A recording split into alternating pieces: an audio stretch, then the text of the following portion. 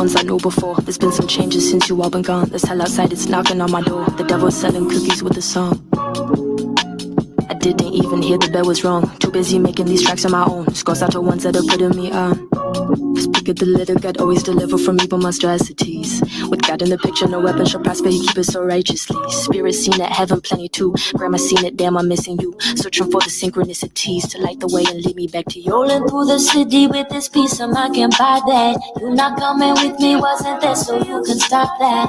I hear the storm coming, I am the storm coming, I am the storm coming, watch out for the storm coming. 444, I'm feeling like Jay-Z, but Rockefeller didn't make me. Peter Piper pick up what I'm putting down and feeling Rockefeller if he's shady. From the heavens right back down to Hades. Put a minute left. Rising to the top of the crown. Make your aura glow, keep your roots in the ground. Diving in the dark, then I rebirth. I go over time with the shadow work. I can't rest my soul, so my spirit balance. Probably double back, that's my problem now.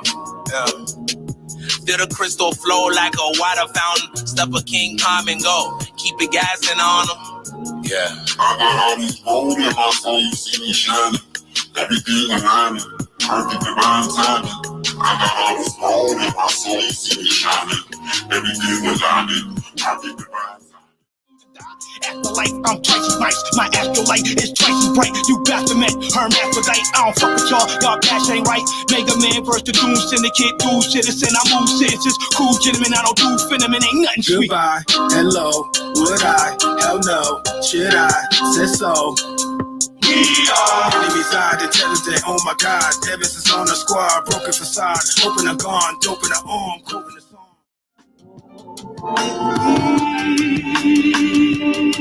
Father got us. Bruce feet and all. Yellow tape caution, selling souls like an auction. All these illusions we lost in. If life's a game, then I forfeit. Suicidal thoughts, bodies lined in chalk. They say Jesus walks, bruised feet tripping on art. Religion what they taught, spirits what we are. Buddha for the dark, but that's where the angels talk. Try to follow heart, that universal law. They say if I don't follow the Bible, then I'm lost. I just need some guidance, can you guide us? We just wandering inside this realm that you provided. The guideline of heaven got me more focused on karma. Grandma used to bleed the blood on us, I keep my armor. The day she died on me, I left my spirit in a coffin. Peace and chaos, we are back.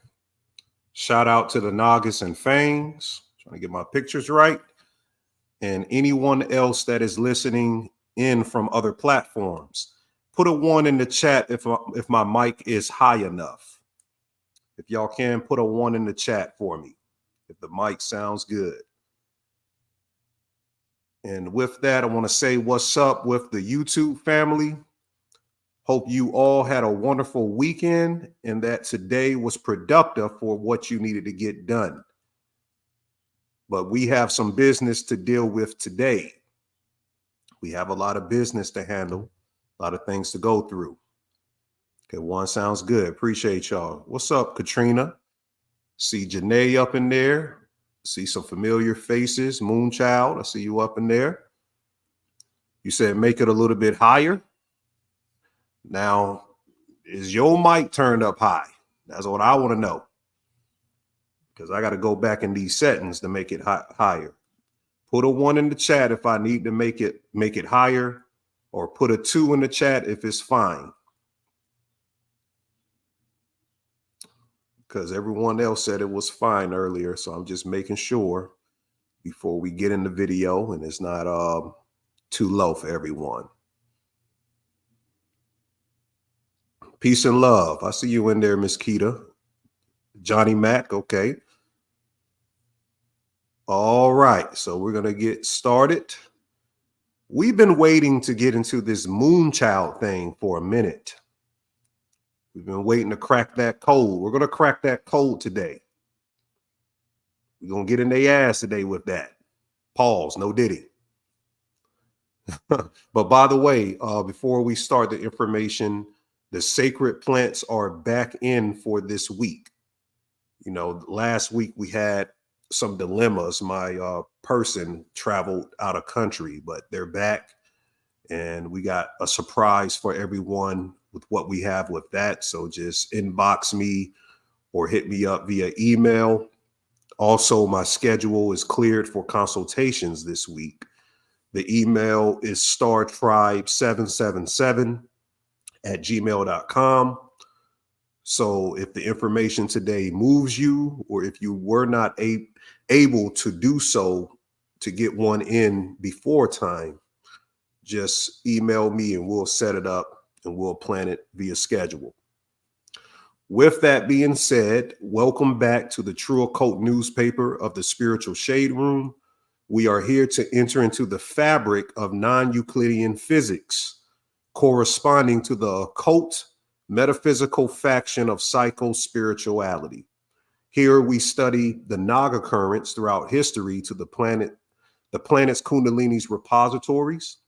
And we also study the Samadhi state of the Sahasrara, the crown chakra, called the 1,000-petaled lotus.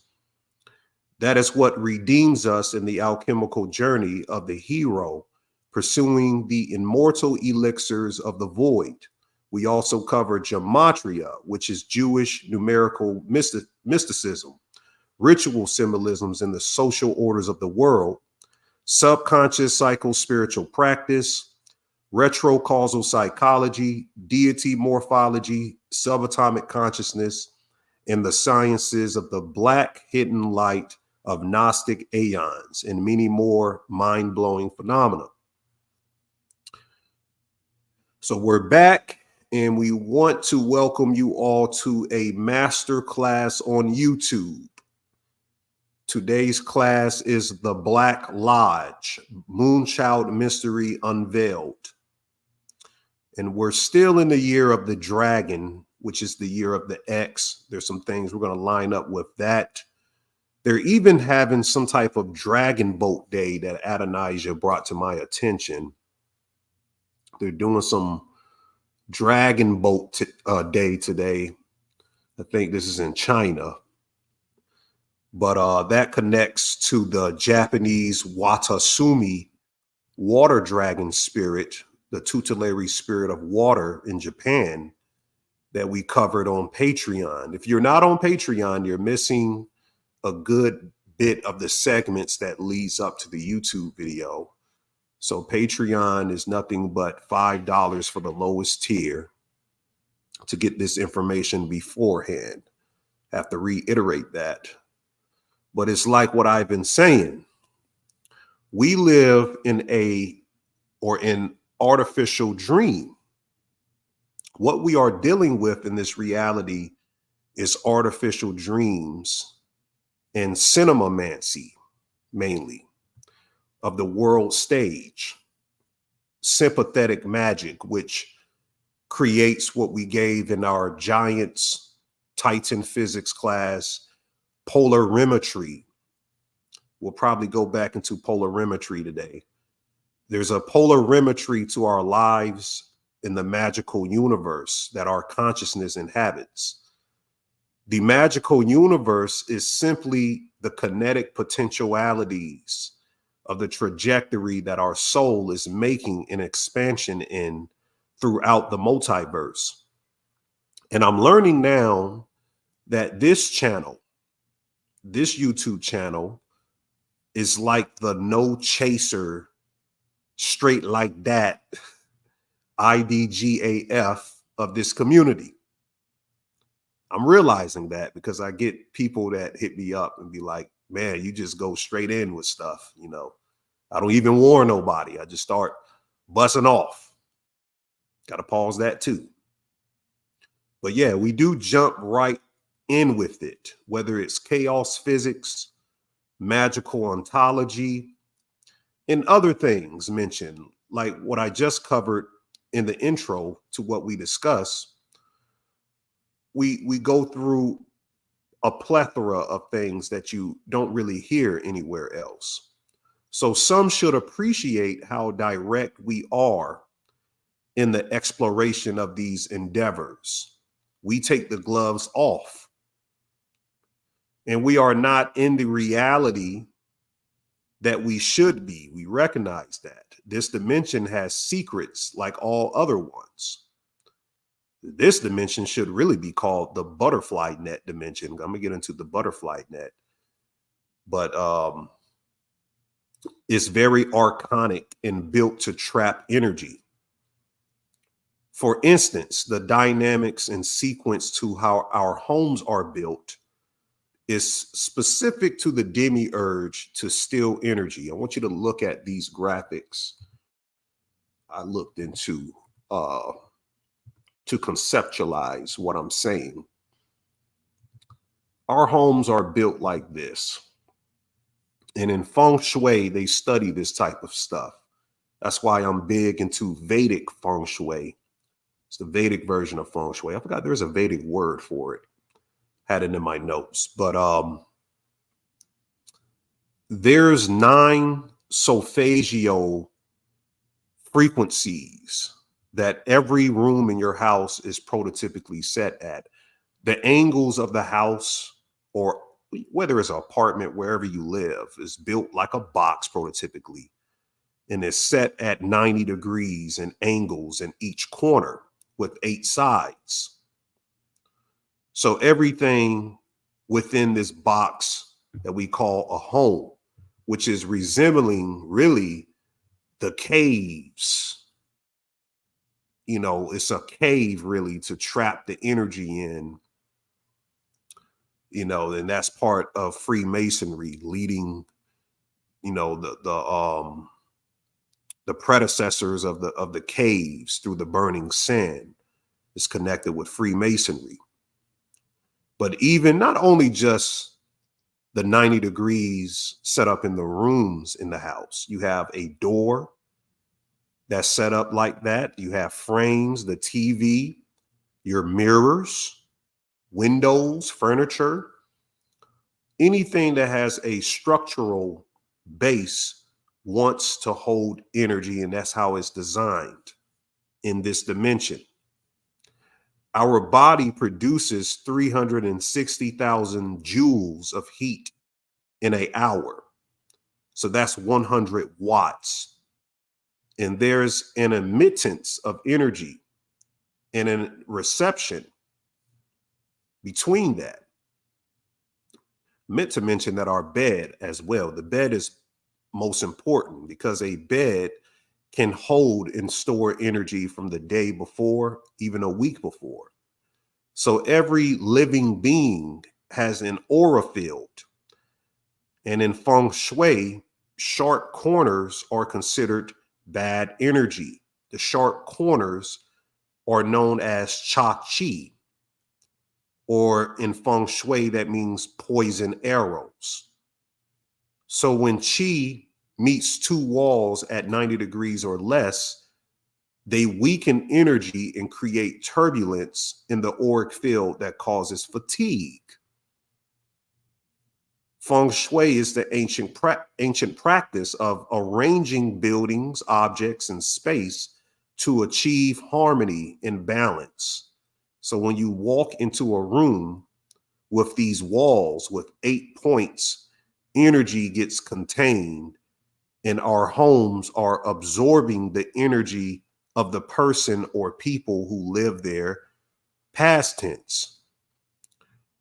So do you understand, if they are absorbing that past tense, that the energy prior of people that lived in that home is still contained within that house? That's why prototypically someone who's initiated in magic will come in and they will do certain things to propagate and get that negative or those spirits up out the home.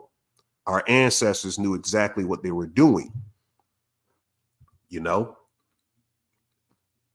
Even the degrees, look at this picture or graphic here of how we set things in north, east, west, and south are supposed to be conducted or conducive to how we set up energy and how it unfolds. So we have to be conscious, and you're not going to learn that on much channels of how important it is to get that feng shui correct in the home.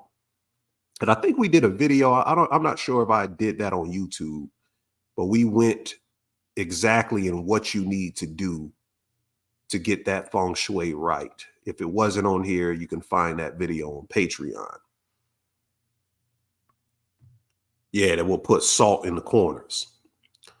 So yeah, that's information other channels won't help people to understand and contemplate. You know, how much of a joke that this society is set up on. You know, so we got warfare going on, right? But that's just one thing. On Patreon last week, we were talking about fasting. I went on a no food fast for 14 days, family. And all of the details, I'm leaving most of my personal details for Patreon now. So you get the personal details, you get my personal journey. But man, oh man, one of the most spiritual experiences that I've had or that you can have is to fast. And we knew that before. That's not nothing significant, but until you actually done it, the experience is separate from the concept.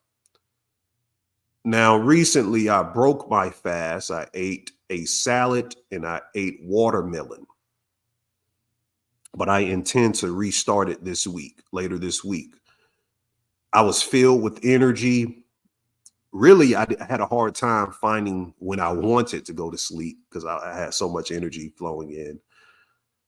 But I want you to check something out. There's been videos circulating on the web of something called the food glitch theory. We got to keep our eyes on this. Something called the food glitch theory. I don't know if you guys heard this. I want you to check this video out and really pay attention, because when they say lockdown, that does not always come in the form of martial law. So I want you to think about that before I play this.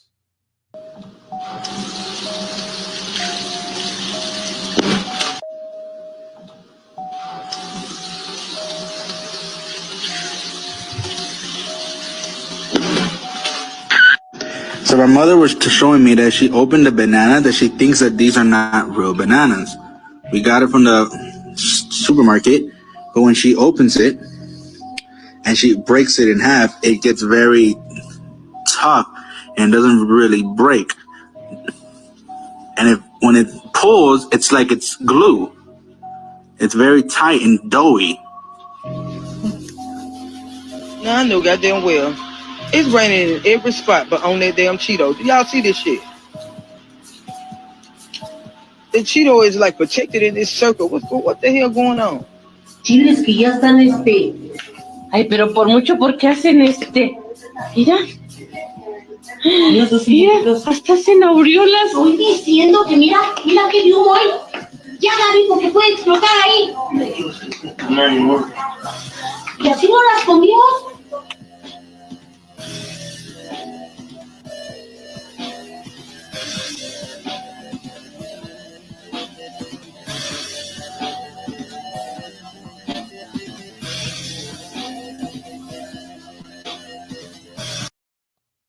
So yeah, family, I see y'all up in the chat.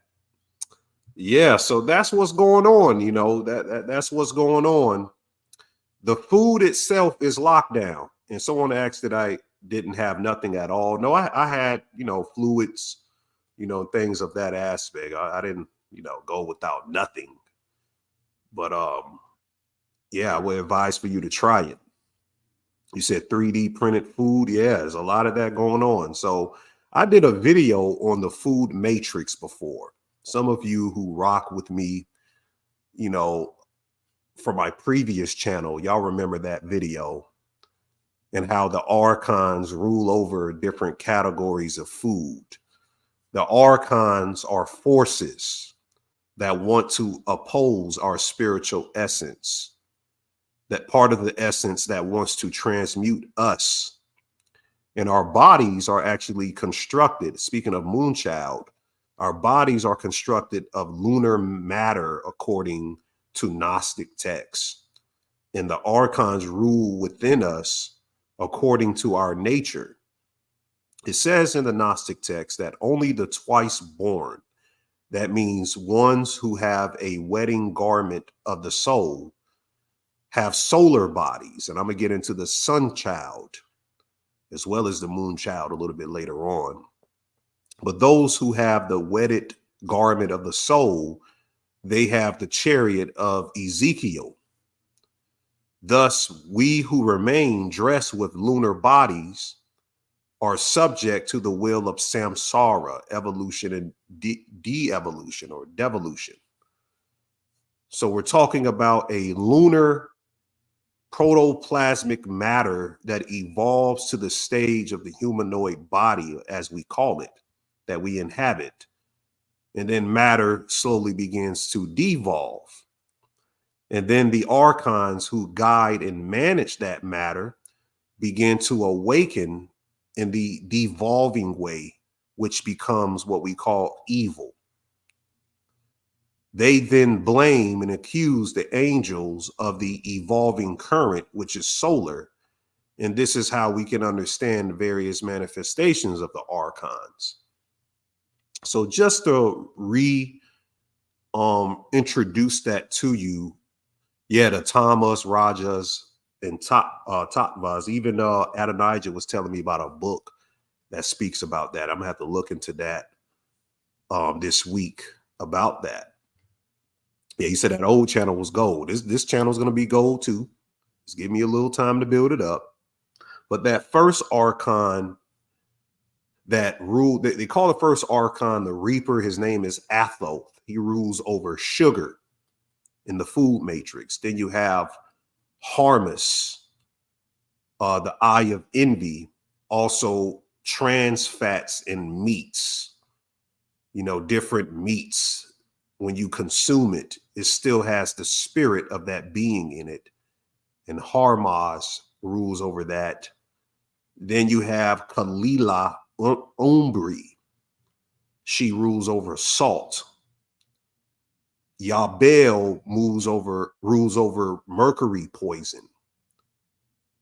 Adonio Saboeth rules over the refined carbohydrates.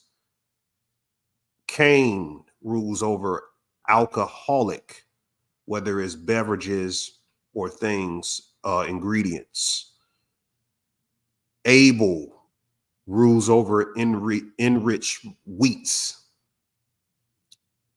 Abracine rules over oil. Yobel rules over food coloring. Armorpiel rules over something called gore gum. I don't even know what that is, but this is from a food matrix Gnostic page. I'm gonna get a graph and put this up on the next video for you guys. I just copied this so you guys can get an understanding of it.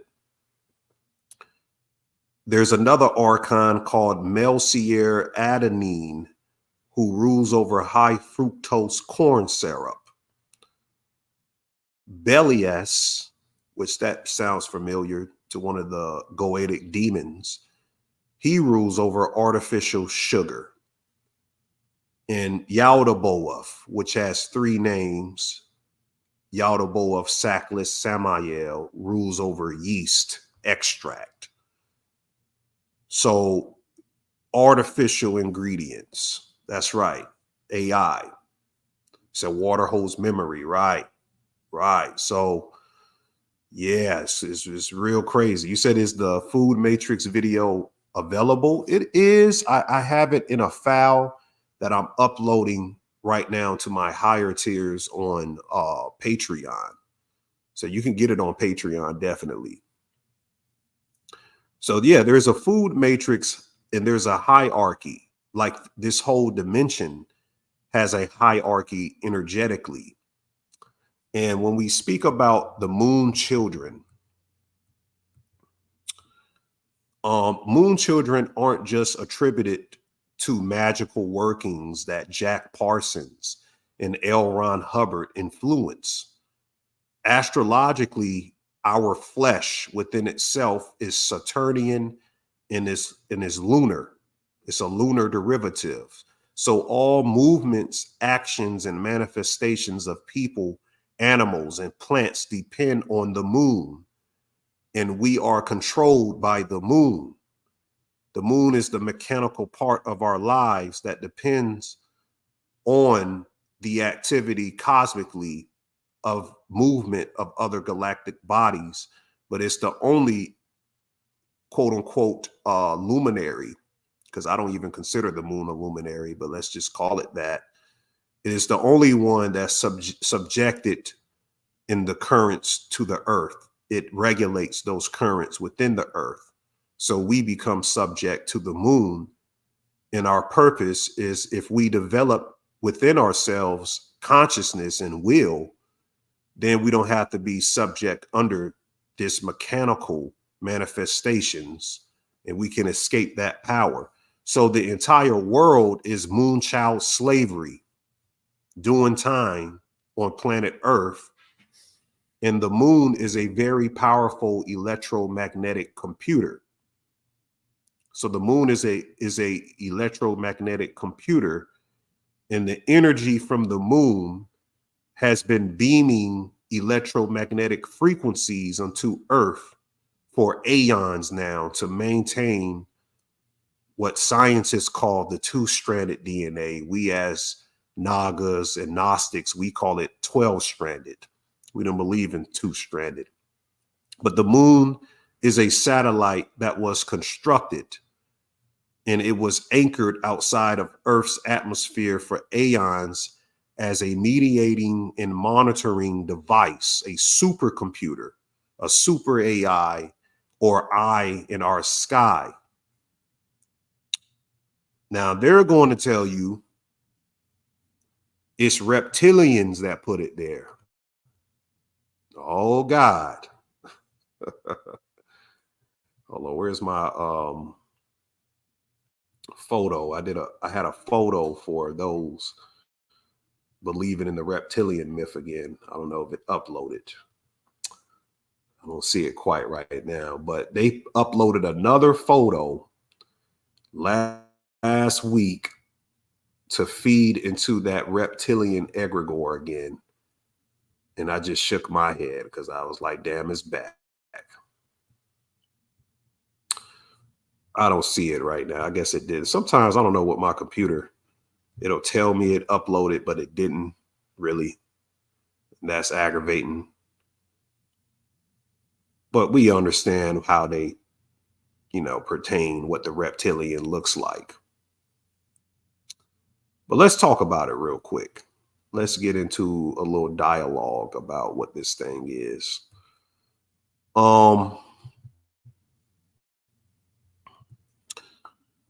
The New Age conscious era is set on making the reptilians the new Satan. Matter of fact, let me just pull up a picture.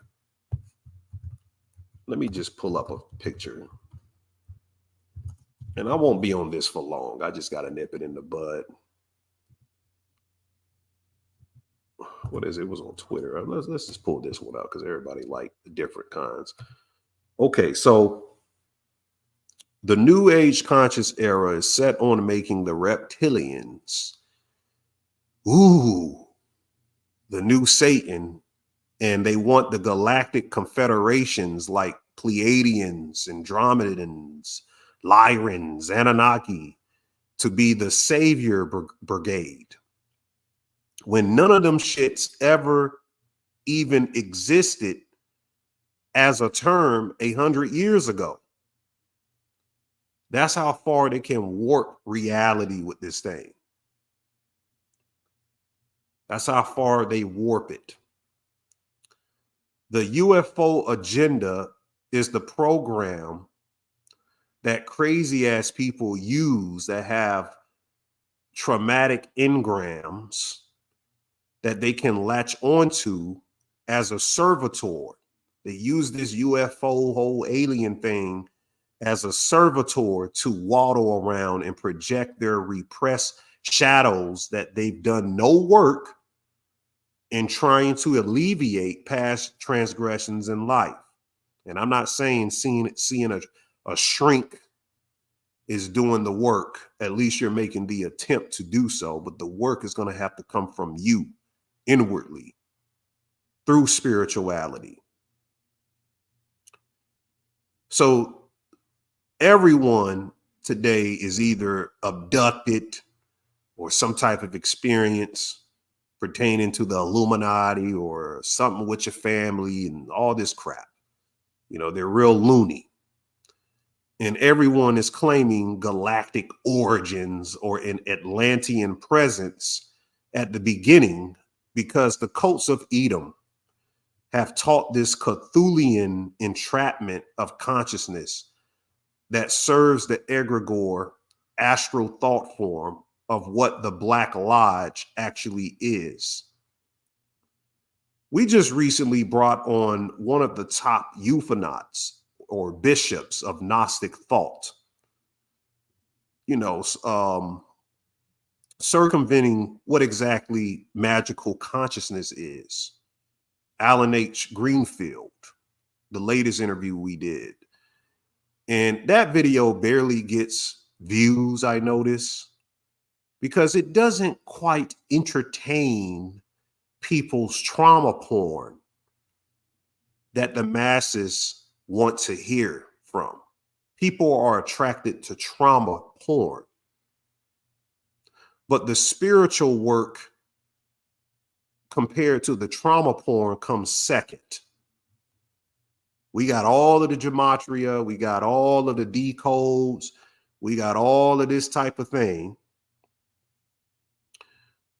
But the spiritual work comes second. You know what? Not even second. It comes fifth or sixth in that manner, because really there isn't any real work being done. Let's keep it 100. Things that I talk about or things we cover on this side of the information is too woo. They call it too woo to talk about this type of stuff if it isn't generalized or mitigated comprehensively into a 6th grade verbiage so everyone can get it. But I got news for you. The train is leaving, everyone. The train is leaving. The spiritual war has already selected most of the sides people have took. And these entities are salivating at the ignorance displayed intentionally to avoid what's inevitable, which is destruction.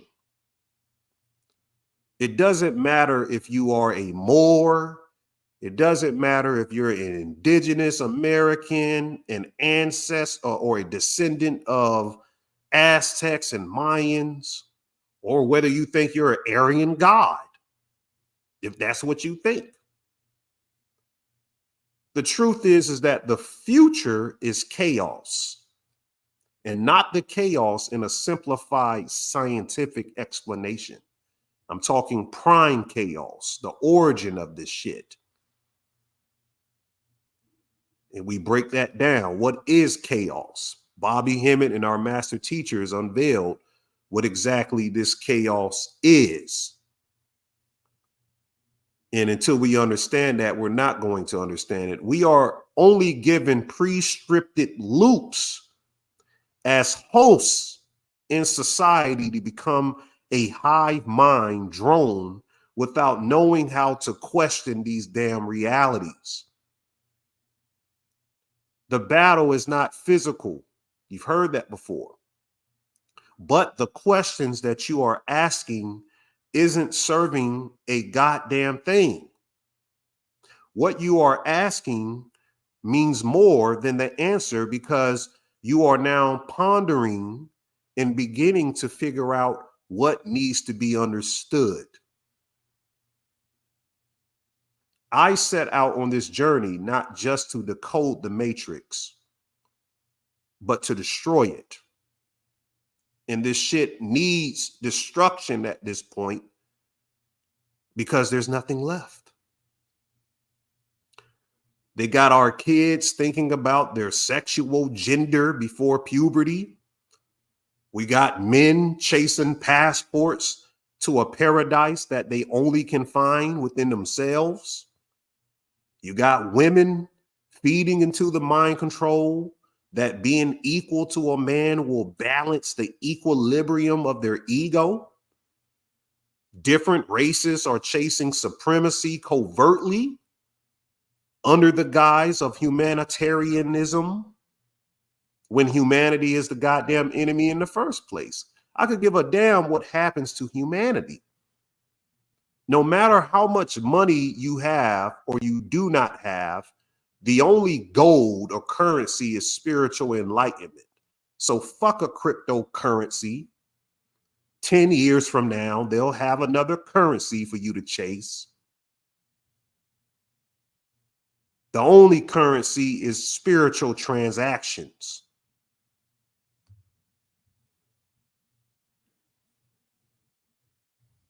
Yeah, sometimes you got to pop out and show niggas. But I choose violence on the social orders of the world. What are we learning, or what we have been learning, specifically to Patreon, is the unlimited potential of one's soul. A UFO can't go where the mind and spirit engineers and creates. And y'all just bear with me on my Ani rant. I got to give one Ani rant. Y'all know that. So, and I got into it early, so that's good. So we are reducing our potentiality, family. We are reducing these kids' futures because we fail to realize that metaphysics is here to redeem the fallacy of the physical nature, the sexual desire, and what they describe power to be. Power in one dimension isn't power in another. It's a false sequitur.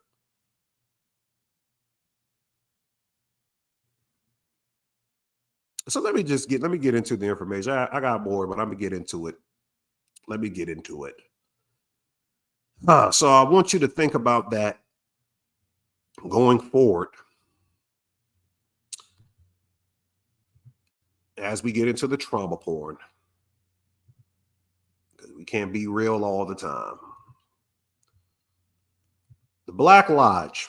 We're going to break this down. A lot of these people, what I'm discovering, are products of the Black Lodge topomancy that Alan H. Greenfield was describing. Exit this out. So topomancy. What is topomancy? You guys know what topomancy is. It's a long explanation, but some of these people are not even real. They're topas. So Alan H. Greenfield was describing this man that was outside of this lodge. And the man only paid attention to certain things. I forgot exactly how he put it, but at the end of him describing this guy, he said he was nothing but a topa.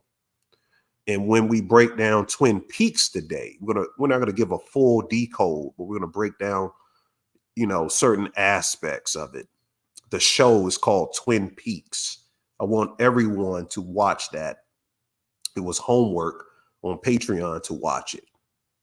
You can say NPC, but topas are different from NPCs because an NPC can be an actual dead person. I mean, not like a literal dead person, but a person walking around with ignorance, not a care in the world. Topas actually can materialize physically and pop out of existence. They can pop out of existence. They're products of hyper kingdoms, hyperspace kingdoms.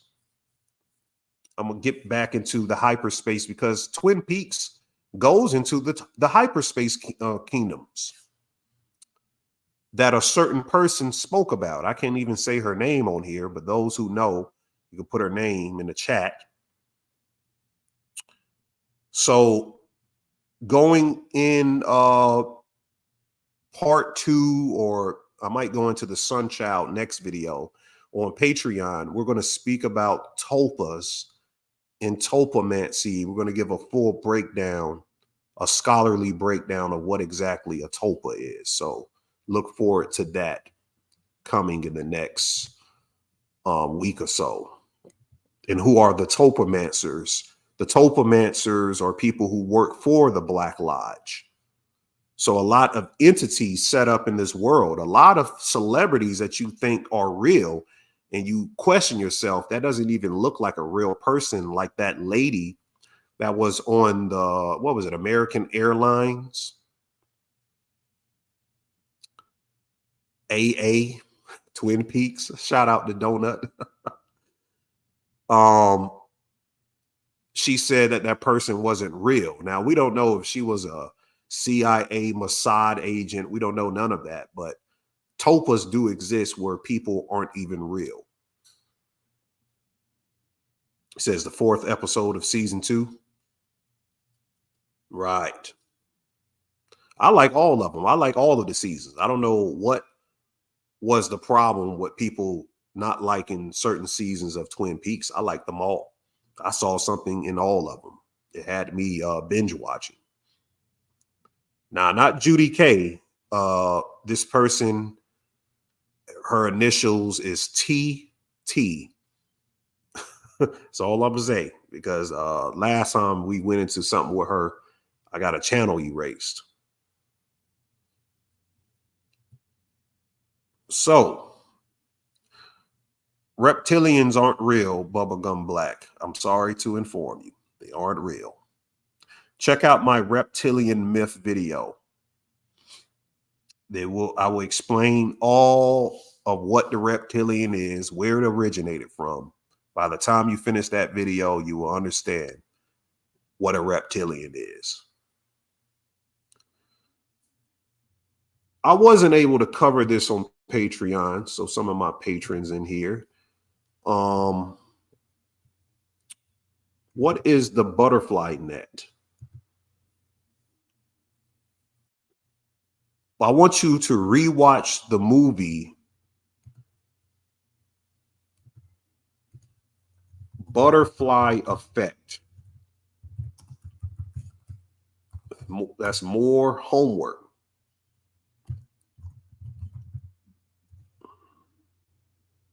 Butterfly Effect. How many people saw this movie Butterfly Effect? I see you got the skull and bones on it. Got the skull and bones, and they have the monarch butterfly. We're going to have to do a breakdown of Butterfly Effect to understand the Moonchild.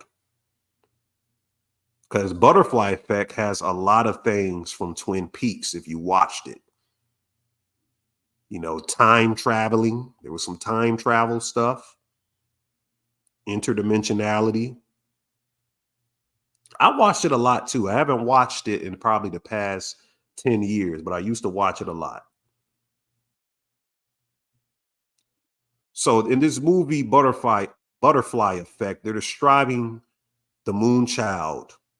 But we are talking today about the Moonchild exoterically and esoterically.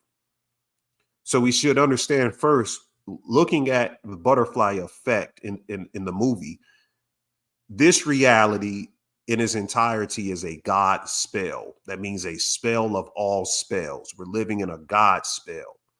They call it the dream spell in certain indigenous American tribes. And it's an administering of a false apparatus of consciousness that feeds surreptitiously on webs of lies. And the lie is the butterfly net esoterically. mentioned in early grimoires of the Golden Dawn and other magical orders. So this lie that's told, starting from the start of your parents giving you the lie based upon the social order, but even where the social order comes from, all the way up the hierarchy outside of humanity, inside the hands of cosmic powers, entities, dimensions. These webs of lies becomes a net, and they call it the butterfly net. Yeah, you got it, C Trey. You got it. Y'all know who it is. So what if the butterfly net ritual? Well, before I talk about that, let me get back to this picture. Aleister Crowley wrote a book called The Book of Lies that also connects with the lies of reality, what we're lying to ourselves about.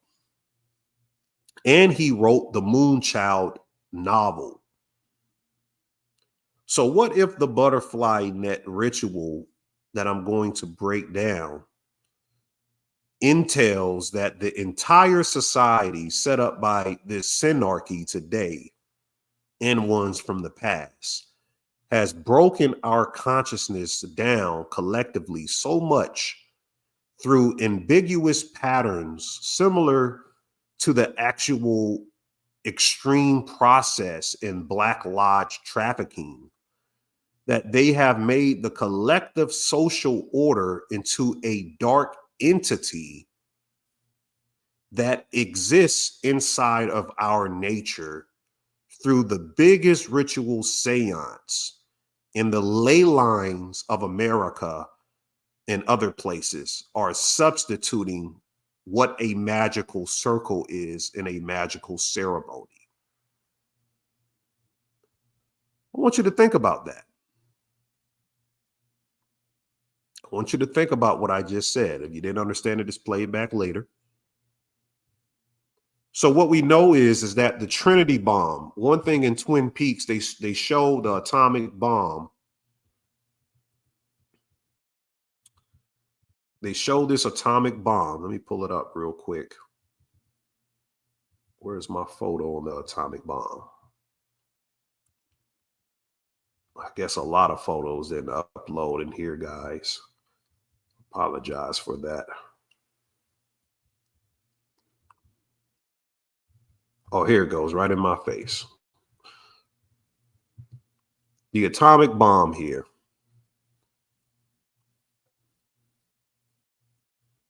What was told in Twin Peaks is that this bomb is what let the Black Lodge entities into this dimension.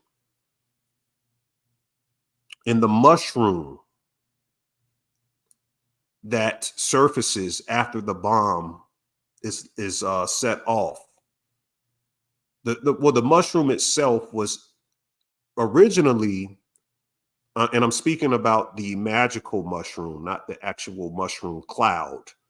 This mushroom here, outside of the bomb itself, was originally used as spiritual technology. The magic mushroom was to nullify and isolate the dark entities out of the dimension. So the bomb lets them in and roam freely. And the mushroom was a technology to isolate them out of you.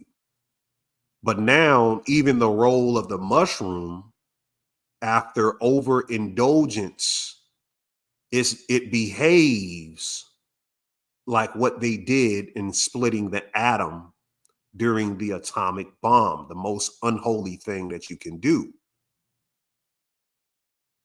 So that's what creates what chaos theory is in the splitting of consciousness. There's a movie you can get called Split. And this is the process of creating a Moonchild You have to split the consciousness and the personalities. You have to create these multi-personalities, and there are certain trigger words, passcodes to access different portions of the reality. But the concept of what the atomic bomb did to this dimension plays into what chaos theory is.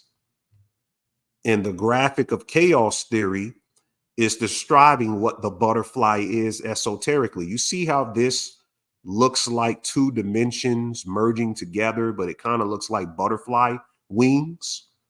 There's no coincidence of this graphic. Even the anatomy we have, the sphenoid bone of our skull looks like a butterfly. Why you think they call it mind control? And I've covered this on this channel before.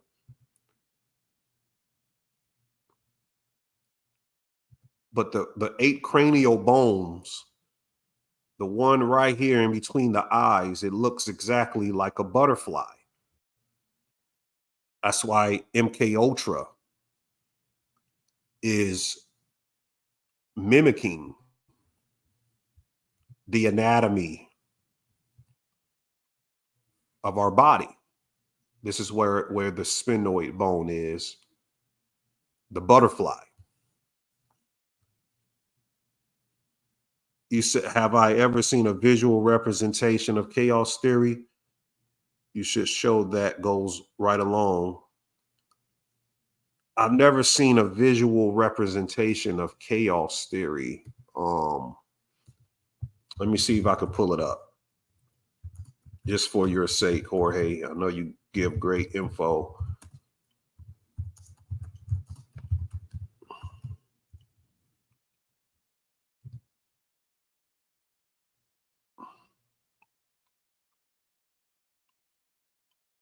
Maybe this is the one you're referencing. Let me cut the sound off.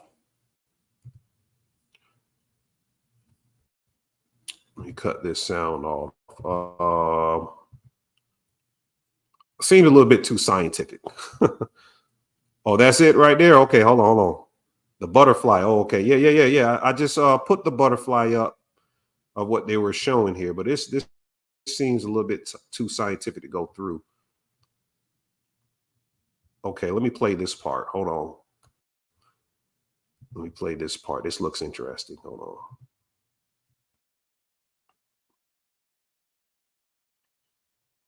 It seems like they all spiral towards the center. This brings us to our next topic.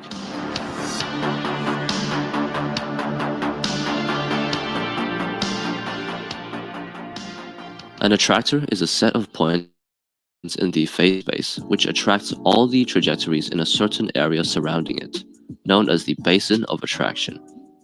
Here, the attractor is just the origin, and the basin of attraction is every point in the space. Notice that at the origin where x equals 0 and y equals 0. Okay, yeah. No, I see what you're saying. Jorge. Yeah, you're talking about the butterfly image. I know.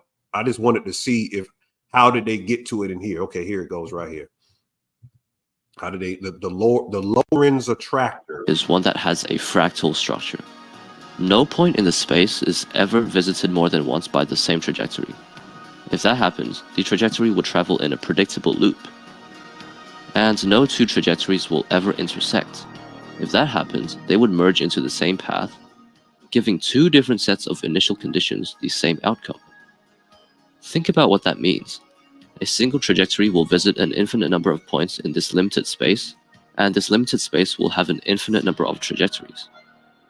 Now, trajectories are just curves, so they should be one. Very interesting. That's good info right there. That's great info right there. I like that. I like that. So if we can conceptualize that esoterically, that's what's happening, and that's how they create MK Ultra experiment, and how they create what we call the Moonchild. So it's all connected. It's a connected theme overall based on chaos theory that he's describing. But even some of our master teachers, going back into this, Panic spoke on this as well. I showed this on Patreon. I want you to hear exactly why chaos is important. The creator is not your friend. So all these conscious people saying, oh, the creator, because you're trying to say something better than God and Jesus, is just giving an alternative name for the same demiurge energy that put you here. We are beyond creation. That's called chaos. Chaos is before creation. Chaos represents kinetic energy or potential energy. Energy that's stored up like a capacitor that has the potential to be anything. That's who you are. That's why you can create and think of anything down here by going, because you're going into chaos. You're actually going into the chaos to bring it into creation. Creation is a later thing, and God is a title, not a destination. I'm God because I can create any reality I want down here. That's what makes me a God. That's what makes you a God. Yeah, so that one thing he said, it takes several generations to understand. When he said bringing chaos, what we're doing, we're bringing chaos down into creation. That's exactly what we're talking about. And chaos, rest in power to Panic. Rest in power to the brother. But chaos has to be brought into creation because chaos predates creation. You see what I'm saying? So the kinetic potential energy, as Panic was referring to, is phase locked into recess. And the artificial dreaming that we're locked into through our ego and other apparatuses psycho-spiritually is what movie and television shows are mimicking as a process of what we're going through. So we'll get into that, but there's two things I want you to look at as well as television shows. I want you to look at Dark Matter on Apple TV. Dark Matter is real heavy. I think the new episode is out. I got to check out the new episode. No, this ain't it. This ain't Dark Matter. I don't know what this is. This is another Dark Matter. Where's the Apple series of Dark Matter? Here it goes right here. They have a new Dark Matter out. Hold on.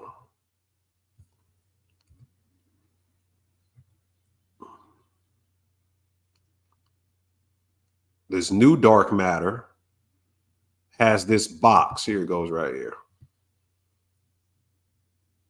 And this box, when you walk into it, this box represents the mind. It represents the trapped chaos that Panic just described. The mind is the cube.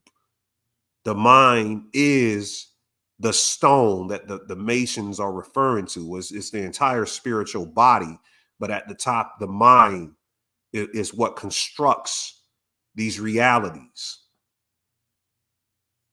So in Dark Matter, the Apple TV series, they're breaking down how there's metaphysical history showing that the bombardment of dissolution that's bottled up in housing the seed of what we call Christ, the Christos, the soul, which is the stone in the cube as well, is connected to the mind. That is housed up and shut up in a state called limitation or order, which is creation. We are here to achieve the title of God, which can be achieved by anyone. And that's the way you become God is by programming and engineering your outlook in reality through a mythological way of seeing things. It's called spirit vision. You have to look at things spiritually like a mythology unfolding instead of taking things literally like the social orders program you as a hive mind to look at everything. Put a 1 in the chat if that makes sense. So in dark matter, he has all of these multiverse versions of himself, and he kidnaps one version of himself in a reality where he actually marries his best friend in this other reality. He wants that version of himself reality, and he sedates him and he brings him back to his reality. And then the one who wants the other one's reality actually goes into his world. Sometimes this happens in an entity invasion. Entity invasions, it happens all the time. This is how we get taken over by things, by not programming how the mind, the spirit, and the soul has a ontological presence in other versions of the outlook from the quantum aspect of our existence. If we're not programming it, how do we program it? This is where your spiritual work comes in. This is what you're supposed to be doing. Acting as a god, seizing over the old guard that controls this Edenic modality, the beginning modalities of how all of this came together. Then we free ourselves by seizing it, and we envelop into this Gnostic term. I want you guys to write down or take a note in your phone of this Gnostic term called anastasis. That's spelled A-N-A. Let me see if I could pull it up on the screen so I don't have to spell it out loud. This is a Gnostic term that we taught in class last week. Anastasis means the inner resurrection.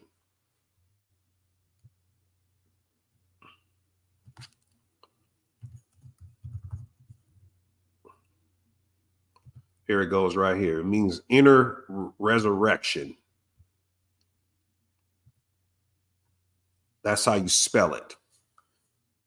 So what your spirituality is doing is giving you an inner resurrection outside of the theme of a physical Jesus literally having to be resurrected from being killed. But what you're destroying or quote unquote killing is the old mind of how you look at everything. And you have to constantly do this. And this is you becoming the Christos or the God in the physical, reality. Then you will achieve a process in a Gnostic term called the apokatastasis. Let me spell this for you.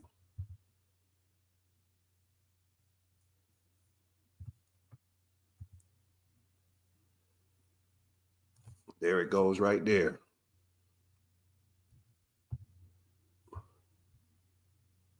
Hold on, let me pull up this version from Wikipedia.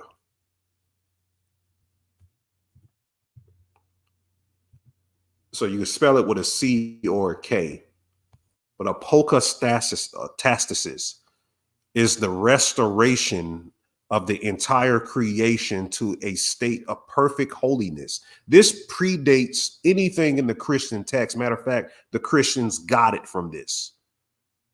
They got it from this. So these two terms you have to learn. This is the true process of redeeming your soul while you're here. We'll get into all the MK Ultra stuff. We got to get the spiritual stuff laid out before we talk about all of that. We got to get all of this laid out so people can understand it inside and outside. All right, let me get some of this off the screen. Excuse me. Let's get back to it. So the Moonchild is created on a place called the sublunar world. The sublunar world, guess what? Is where the archons live. It's called hebdomadol. I think I got to spell this too for people. I don't seen this an amount of time, so it's like second nature to know how to spell it. But that's how you spell it.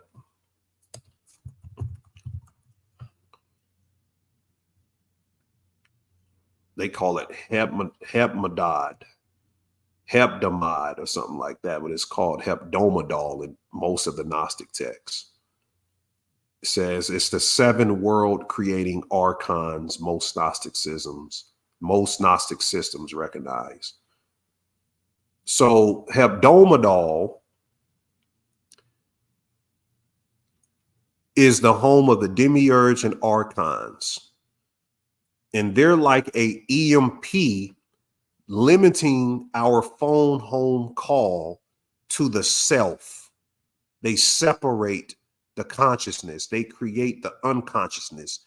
They separate the unconsciousness from the subconscious, from the conscious, from the superconsciousness, and put us all into a hypnotism of liminal awareness.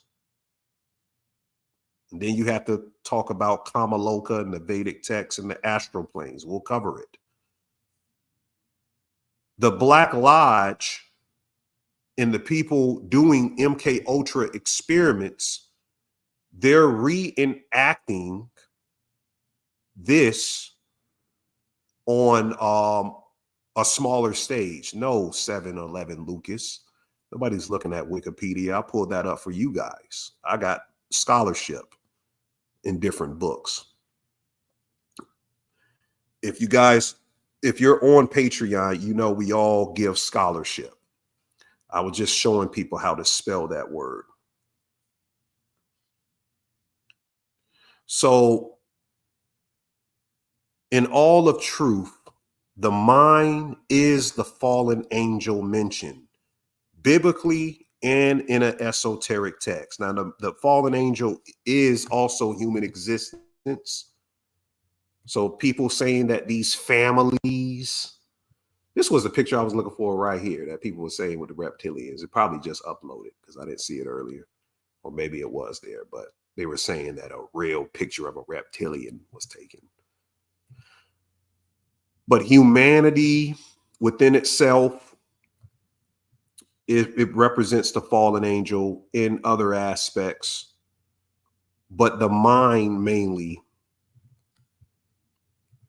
is what the fallen angel is. The mind fell from these higher dimensionalities. The mind is what's going to get you out of this. Consciousness is the angel and is going through a process of sifting. During this process of sifting, we are in a war with polarity. That is what the physical dimension was set up to be. And we are to escape the parameters of polarity. You can't escape the parameters of polarity in the third dimension, but in the mental spheres, in the etherical, the astral planes, you can tether the trajectory of your spiritual path to higher aeons than the syzygies here. And currently, the Synarchy order is creating a new religion based around Nephilim genetics and ufology worship. There's a book I want you to get, a scholarly book called Breaking the God Spell. Breaking the God Spell.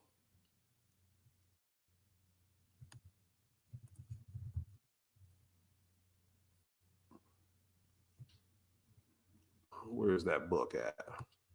Hold on 1 second, guys.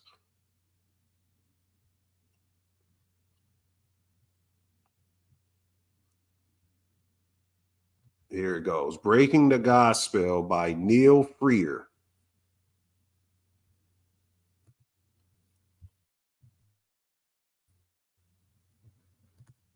Let me type his name, man.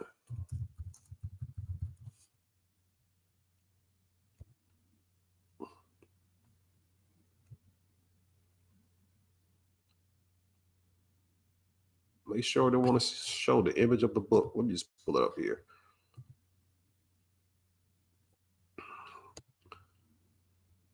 By Neil Freer, The Politics of Our Evolution. One of the best books you're going to buy on this. So, in the book, they're going to talk about Nephilim genetic agendas. You got to read this book. And you have to discern. When you read these books, you have to take things with a grain of salt. You have to be in your studies to know when things are being sensationalized. But some things can be true and applied here. So this Nephilim genetics, this plays into another trick from the Black Lodge and cults of Edom to find a vehicle for the magical homunculus. They're trying to find bodies for their homunculus experiments. So that egregore they created of the falsified Galactic Confederation or the reptilians, that's a part of it. You become their homunculus when you start promoting that shit, because you're creating the universe where this thing exists in. I spoke about esoterically how the grays were created. You know, Lam in the Crawley vision, I think it was the 16th or 14th Aether of seeing Lam.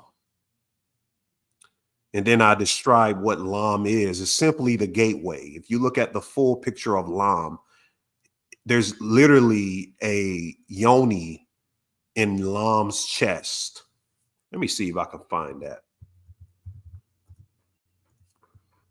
Let me see if I can find that real quick. The full picture of Lam.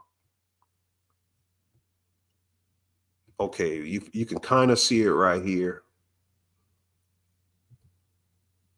But that represents the yoni. There's a more defined picture you can see, but that represents the portal. Now, people started to feed into this thing so much that they actually, through the egregore of thinking astrally that gray aliens exist and look like this with bug eyes, that they created a universe as gods where gray aliens actually exist. That's how powerful the mind is. And maybe that universe only fits into the paradox of this half of the multiverse. I'm not saying it's in every aspect of it, but there is physics and mathematics that can back up what I'm saying. But that wasn't natural. So what they're trying to do, they know something magically of a current has swept across this country. They call it the Aeon of Horus. They also call it the Aeon of Mayat, where the mind has become so powerful and we don't realize it, that it can generate universes. So they built CERN and all of these machines to mimic what the mind does naturally. And they're just building supernova replicants of it. And the Black Lodge are using this for their agenda, and other magical lodges use it for their own.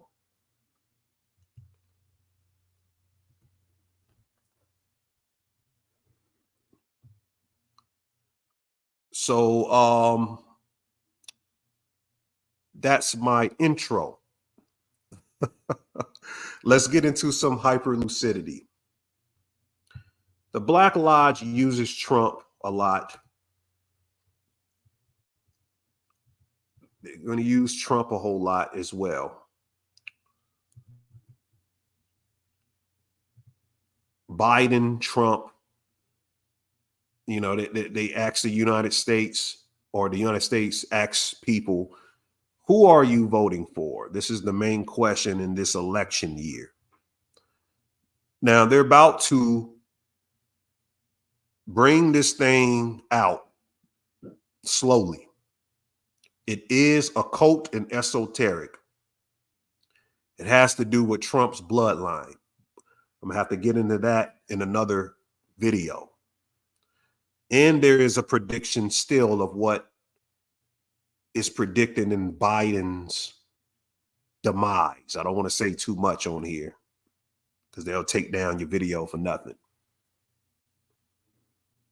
So, I mean, what do you want to pick the Sith Lord, or you want Voldemort or something like that? Yeah, voting means to wish. It's a spell. So after Trump was arrested, by the way, he was arrested 159 days before the election. Donald Trump's name equals 159. And that left 215 days in the year when he was arrested. Presidential election equals 215. Then they raised 52.8 million after, you know, he was arrested. Trump in Sumerian gematria equals 528. And also he was arrested 322 days after he took his mugshot, August 24th, 2023. Of course, we know Skull and Bones is connected to that number. But what we know now is that they're using this QAnon Black Lodge stripped, because QAnon is either with the Black Lodge or it's connected to a Mossad intelligentsia of disarray, in saying that if Trump is elected, he's going to start a monarchy in the United States. That means him becoming a authoritarian figure, a king type figure. We've got to understand when they're playing with our minds. Let me pull some things up real quick to show you what's going on with that. First of all, how I know QAnon is a Mossad thing. Trump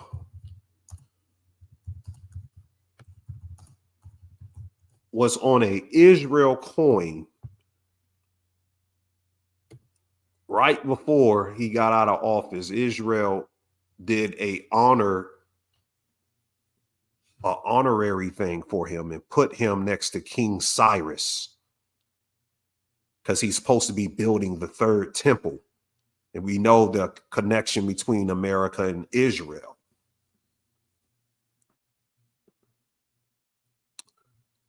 So there is an Israel minted coin to honor him for a reason. And whether that, you know, proves truth or not, we know yesterday they started scaring everyone with this Project 25. Did you guys hear about this Project 25? Oh man, the Democrats are out here. The Project 25 is a psyop, just like his recent arrests. Project 25 is the new boogeyman. That if we don't get Trump, if we don't put Biden back in office, they're not going to allow LGBT to select genders anymore. What? They're not going to let immigrants over here anymore. All of this stuff that has nothing to do with nothing, really. I mean, if that's your lifestyle, I mean, that's you. You got to make a decision what you got to do for you. But as an entirety of the country, has nothing to do with nothing, really. Another ritual is shout out to Deep Dive Dread on Twitter. He posted this earlier, I think today or yesterday. You type in Project 25, you get the same gematria, exactly a match to Freemason. you know? So this Project 25, they're going to talk about this all year, you know, that Trump is going to do all of this stuff. And I'm not pro-Trump or pro-Biden, you know, so I'm just giving you the information of esoterically how this plays on the psychosis of the society. But Trump is definitely a polar figure that the Black Lodge uses. And he was, or the jury notified the court when he was, you know, arrested, that they reached a verdict at 4:20 p.m. It's interesting because the symbols of Jupiter looks like a 4 and a 2, and there is a connection between Trump and Jupiter. Of course, we know there's a connection between him being a Gemini and Mercury, but there's Jupiter connections because they just announced that right before, a month before all of this, that he's building this complex in Jupiter, Florida, that costs $15 million to construct.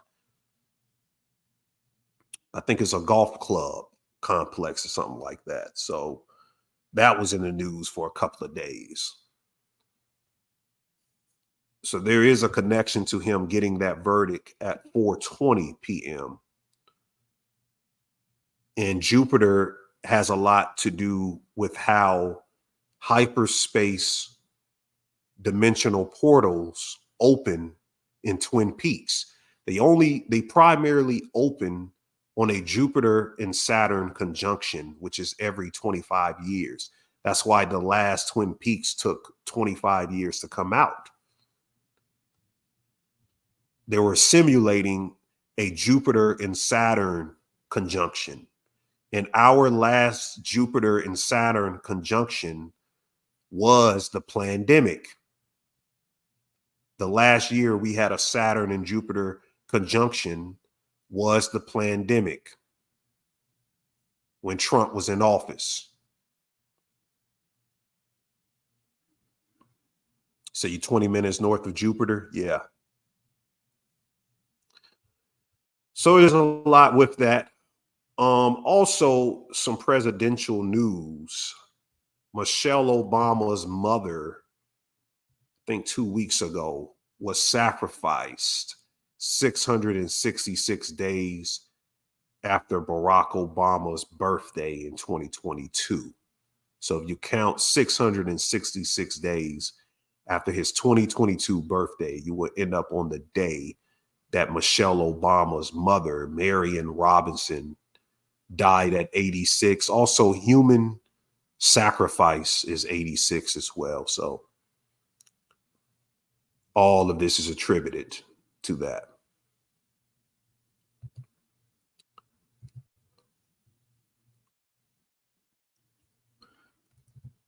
And y'all know this woman in the White House connected with Biden. I don't know when this woman popped up on the scene, but somebody pulled her up on IMDb Pro.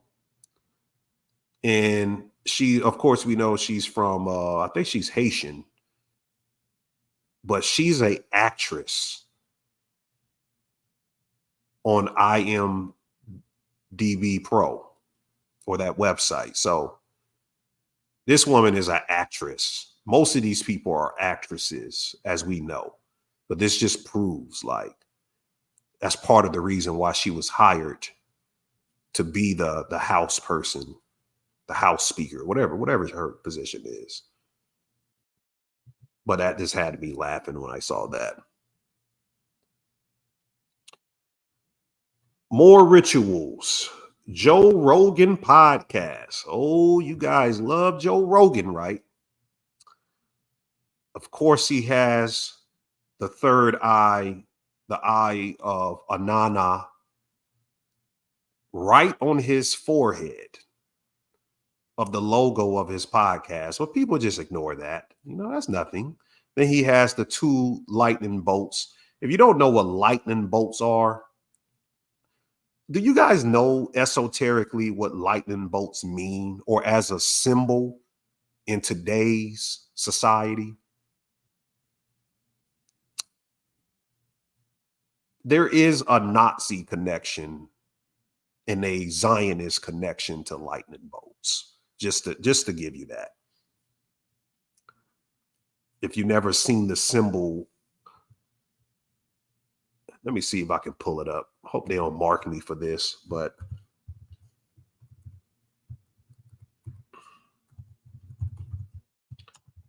why you think Harry Potter has a lightning bolt on his head? Oh yeah, the S and S2, but there is a Zionist. There's a Zionist one too.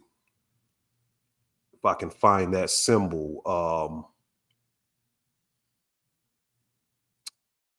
there is a Zionist one too.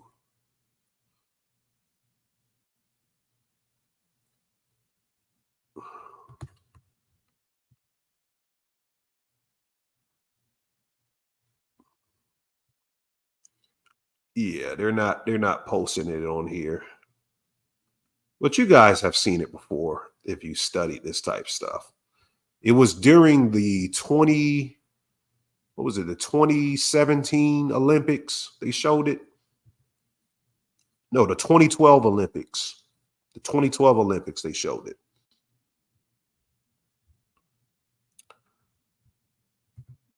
But anyways, Joe Rogan has this podcast, as we know, one of the top podcasts on the internet. And this is literally where people, they watch Joe Rogan to become smart or to act like they're smart. They just absorb and regurgitate information off Joe Rogan, and it makes them look smart. And you can pretend to be smart, but so long. Like what happened with Terrence Howard. You know, what happened with Terrence Howard was a big psyop. First of all, he tells Joe Rogan that he has a patent for virtual reality technology, and he owns these patents. And these other big time billionaire companies, Microsoft, Amazon, all of these other companies have been using his patent to construct VR technology. So you're saying that you're the godfather of VR tech in the modern world. Wow. Is that something to hang your hat on? Is that something genius to hang your hat on, that you're trapping people into another illusion? Then the whole thing with teriology, 1 × 1 = 2. In base arithmetic mathematics, 1 × 1 cannot equal 2. But in the teriology universe, I'm guessing that it does equal 2. That makes sense to people who like to hear people sound smart. When you can create a theory and break the mold of those who came before you. Because that even disproves his ancestors by saying that crap. And everything he said came from another gentleman that he mentioned named Walter Russell. Because the interview was on Walter Russell's birthday. So his philosophical thought is called the Russell cosmogony. You can look up the Russell cosmogony. By the way, do we have to do it? We got to do it. If we type in Terrence Deshaun Howard,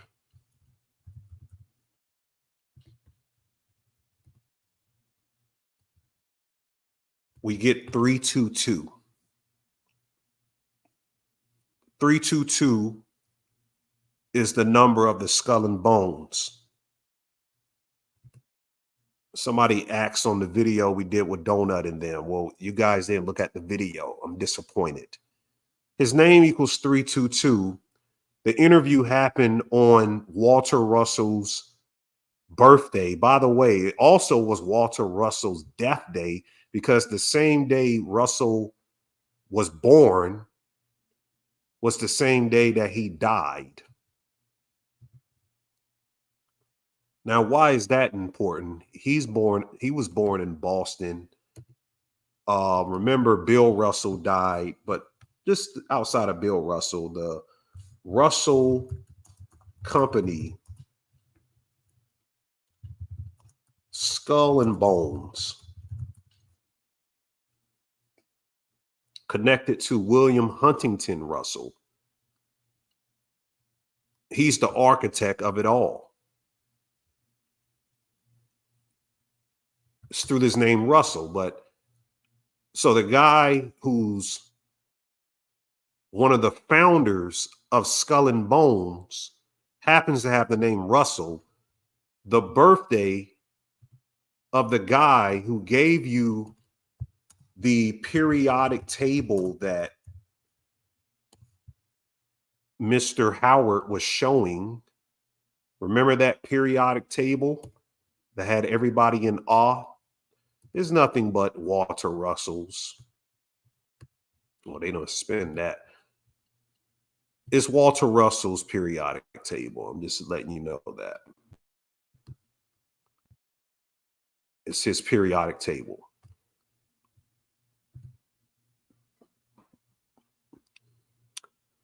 So he's using Walter Russell's periodic table. Okay. Russell is connected to the founder of the Skull and Bones. His name equals 322, the main number of the damn Skull and Bones. And I'm not, am I making any connections here? Maybe not to people who don't want to see it. Some people don't want to see things. That sounds stupid.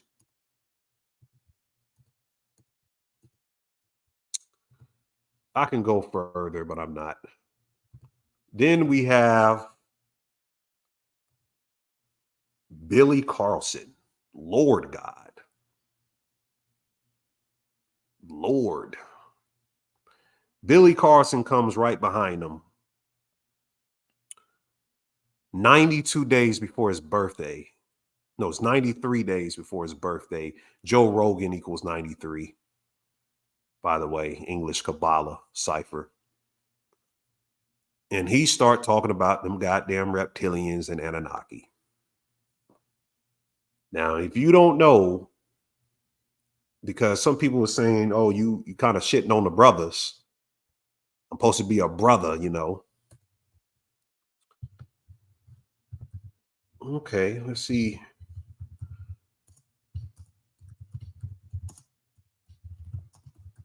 Let's see where Billy Carlson got his name.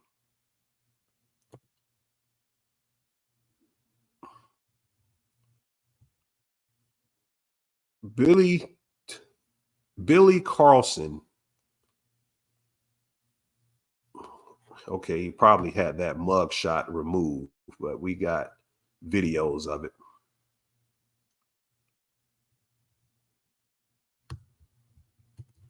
Hold on.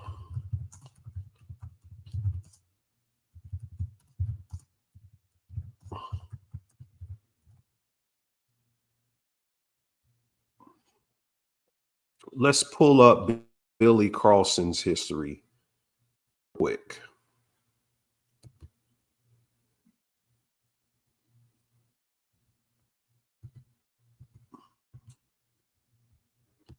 No, that's not it. Hold on.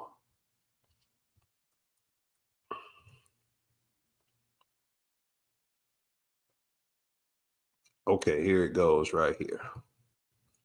Check this out. I project myself outside of myself and I talk to myself when I'm speaking. That's what I do. Hey, Pocket Watchers, do you want to get financial tips from a self-proclaimed expert in space aliens? Let's go. This is Pocket Watching with Jay. Hold on. I don't hear all that. When I asked them why did they feel as if they got scammed, this is the story I got. I was told that they were encouraged to invest $8,000 in cryptocurrency. I said, okay, a lot of people are investing in cryptocurrency. For this particular client, that out this course. And she told me it was Billy Carson. And I said, Billy who? A very powerful energy, spirit, man, guide, scholar, polymath, intellectual, Fair use, by the way. Fair use. Gotta say fair use. executive, actor, producer, author, you understand me, TV host, academia, a man really whom those who have seen needs no introduction. You understand me? A very extraterrestrial intellect. You understand me? A person that can dive in multi. Hold on, they're not giving the history of where he got his name from. That's what I want. Hold on, let me pull it up on here.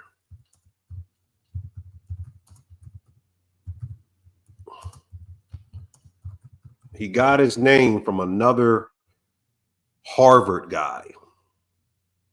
Okay, here it goes, right? This is the short I was looking for. Okay. I project myself outside of myself and I talk to myself when I'm speaking. That's what I do. So here is William Carson, MD, Harvard University graduate, extremely successful businessman. And here is William Tyrone Carlson, Carlson with a K. He is a UFO expert and apparently a grifter. Apparently, some of Billy's supporters do not believe that he changed his name, but these things are public record. Broward County, 2018, Billy changed his name from William Tyrone Carlson with a K to Billy Carson with a C. This is where you will also find his arrest record for fraud. Get the flip-flop shit on me. Just like a hoe I knew in Detroit. I come to the door. She's a man. So yeah, so we have the evidence that the guy switched his name and he has a scam fraud record. That's prototypical, family, of scam artists. They change their names. You said, bro, yeah, Brother Sanchez be doing 6 hours on it. I already know because I be in there sometimes too. I remember when he covered Billy Carlson. But to people who do not know, because a lot of people were saying, well, he gives great information. He gives sensationalism and he takes the interdimensionality of your own play in the theme of cosmic intelligence, and he relegates it to these beings outside of you that we hailed from, or they're coming back. Like all genetics come, all human genetics come, all no.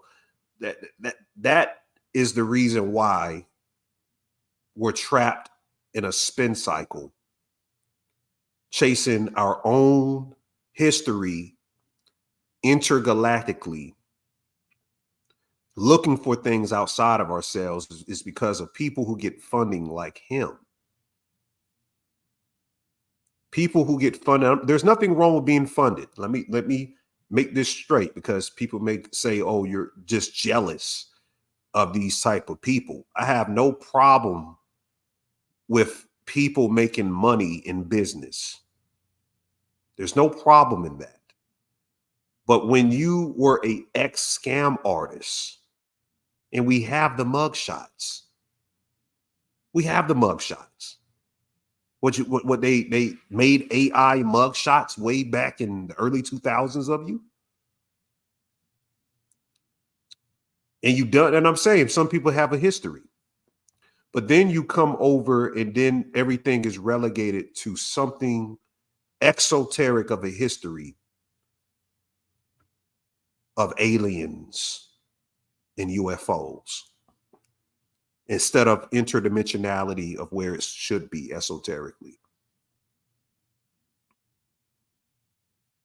So I just had to highlight, Joe Rogan is getting these black actors, entertainers, ufologists, so people can make a mockery of them. He doesn't believe none of that shit. Joe Rogan doesn't believe a goddamn word Terrence Howard have these people. It's just to make his pockets fatter, and it's Black Lodge programming. That's all it is. So we have to be careful about the individuals that we listen to. Now, I'm not saying you can't get anything from Billy Carlson. I'm not saying that. I'm saying the main principles of his message is exoteric, which follows the same theme in cosmogony of this whole Christian thing and religious aspect. Just because you put aliens and UFOs to it and ships and everything, we believe that that's a higher apparatus than thinking this strictly religious. So we have to understand that. Have to understand that. We'll get some question and answer at the end of the video. We also have Jaguar Wright. I'm about to do a video. Someone asked me if Jaguar Wright is truthful with her allegations on Jay-Z, Diddy, and what goes on in the entertainment industry. I actually spoke to Jaguar Wright's husband yesterday. Well, her now about to be divorced husband. Me and him spoke yesterday. She was arrested on the day the NBA Finals began, 6/6, 2024. If you add that, you get 6, or 24 equals 6, or 2 + 4. You get what I'm saying. So on 6/6/6 day, she was arrested. She's in Dallas when she's arrested in the Dallas Mavericks in the NBA Finals. It happened 42 days after her birthday. Her name equals 42. We know the 42 equals the N-word. Equals the N-word. And her mother was sacrificed, I think 42 days before her birthday. So I have a video coming out on Jaguar Wright and the gematria connections, even some things that will blow your mind. Your mind will be blown on what information I have from what her husband gave me some info dealing with a couple of things. On Patreon only. I will not disclose that information on a public platform. But Patreon this week, we will be dropping the Jaguar Wright video solely focusing on what's going on around her. So look forward to that, family.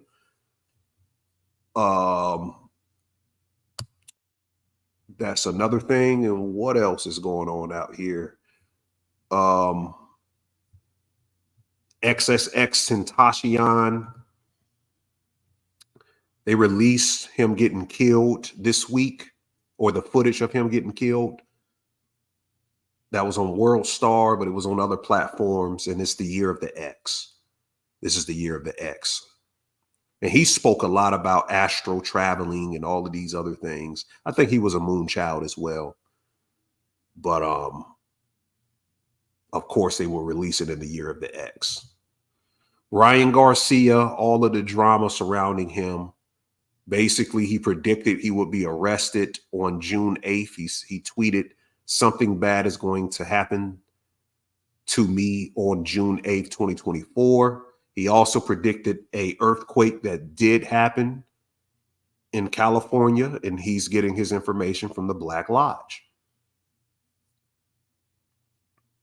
So he was arrested on 6/8, and you see on his hand, he actually has the eye on his hand, and he has a serpent. So absolutely, this guy, and his name, his full name equals 33 in Chaldean. So you got the 33 connection. And look at his hands in this photo. He's doing the Aramoth triangle. Look into my video on the Aramoth triangle and what it means.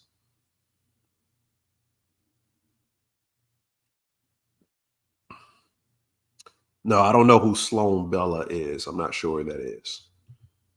You guys talk about it in the chat. Now they about to come out with the movie Venom.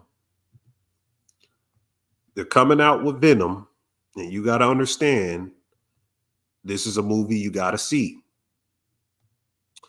Venom is, of course, about the black goo, with the jab and all of that type stuff, but it's speaking about something cosmic that entered our planet long ago. The symbiotes.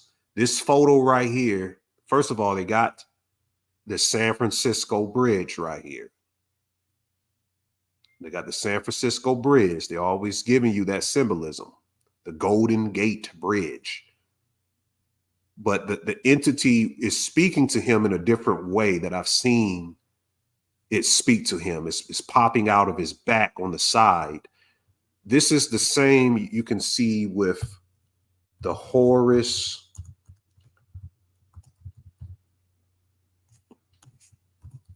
The Horus Set deity right here. You see how Horus, oh, hold on. They banned that photo. You guys can see that pretty good, right? Let me see if they have another photo of it. Maybe this one. Oh, no, I want to save that.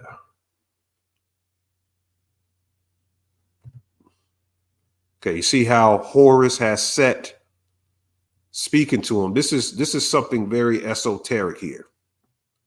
This is very, very esoteric. Same thing that happened in the movie in Star Wars when Yoda is riding Luke's back. Yoda is on Luke's back. This is the same thing they're showing. Same aspect. So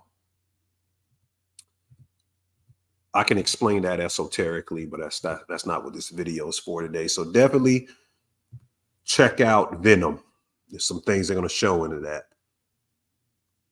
And they're speaking about the daemonic symbiosis of the subconscious. Is mainly what the symbiote is. It's the daimons or the daemons. So that's one movie you can look forward to. Another movie coming out, you got to go see. I think it just came out, June 7th, called Watchers. I'm going to be breaking this down this week. Watchers is out, and it kind of has like the monarch. It looks like the monarch butterfly, more like a moth or something like that, or a leaf that looks like an entity on her eye, but the one eye. This is Shyamalan's daughter, Ishana Night Shyamala, or whatever it's called. This is her first movie. So his daughter is making she's continuing the legacy of these esoteric movies. Me and Juan have to do something on an American Horror Story and the Spider, because he's been covering the Spider a lot. I want to speak about that entity and what happened in American Horror Story, Delicate. I also will be doing a review on Anne Rice's Interview with the Vampire. That'll be coming soon as well. So that's something else you can watch. It's on AMC, or you can get it on F Movies and check out what that's about, some esoteric information in that.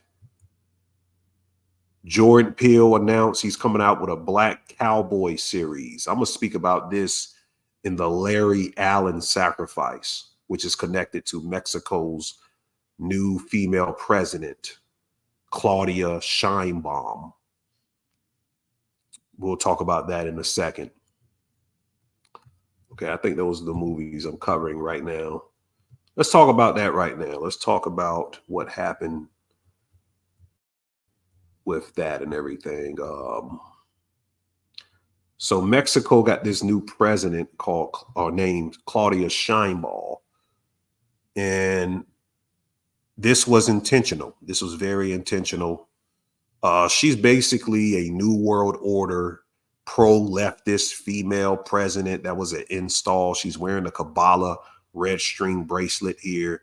She's doing the Haramoth Masonic hand sign. She's doing that. She's Jewish. She's an Israelite. And there's a lot of connections I can make with this. They're saying that. I don't think I can say that on YouTube. I'm not going to say that. But there's some things I can show with this, with her. But her being elected around the same day that Larry Allen dies is important. One thing you should know is that the Cowboys recently made a deal with Mexico. Let me see if I have that in here. The Cowboys organization made a deal with Mexico.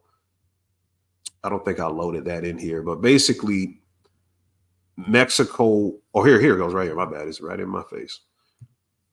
Okay, so it says the Cowboys had announced in 2021 that they're now expanding their presence in Mexico. So there's a connection with the Cowboys in Mexico now. It says traditionally, Cowboys is known as America's team for nearly 50 years. The Cowboys are now officially moving into Mexico as well. So there's a connection there, right? So the same day that this woman gets elected as the first female, I don't know if she's the first, but she's female president of Mexico, you got this Larry Allen thing. Now, I just told you Jordan Peele is doing a movie on Black Cowboys. That was announced a couple of days before. But you've been seeing the theme of cowboys all this year. All of these different people wearing cowboy hats. Beyonce coming out with the country album, her wearing the cowboy hat. And of course, you go back to the movie Nope. The movie Nope is talking about this entity shaped like a cowboy hat eating on this dimension. The Larry Allen thing, of course, gematria, it all lines up of how he died.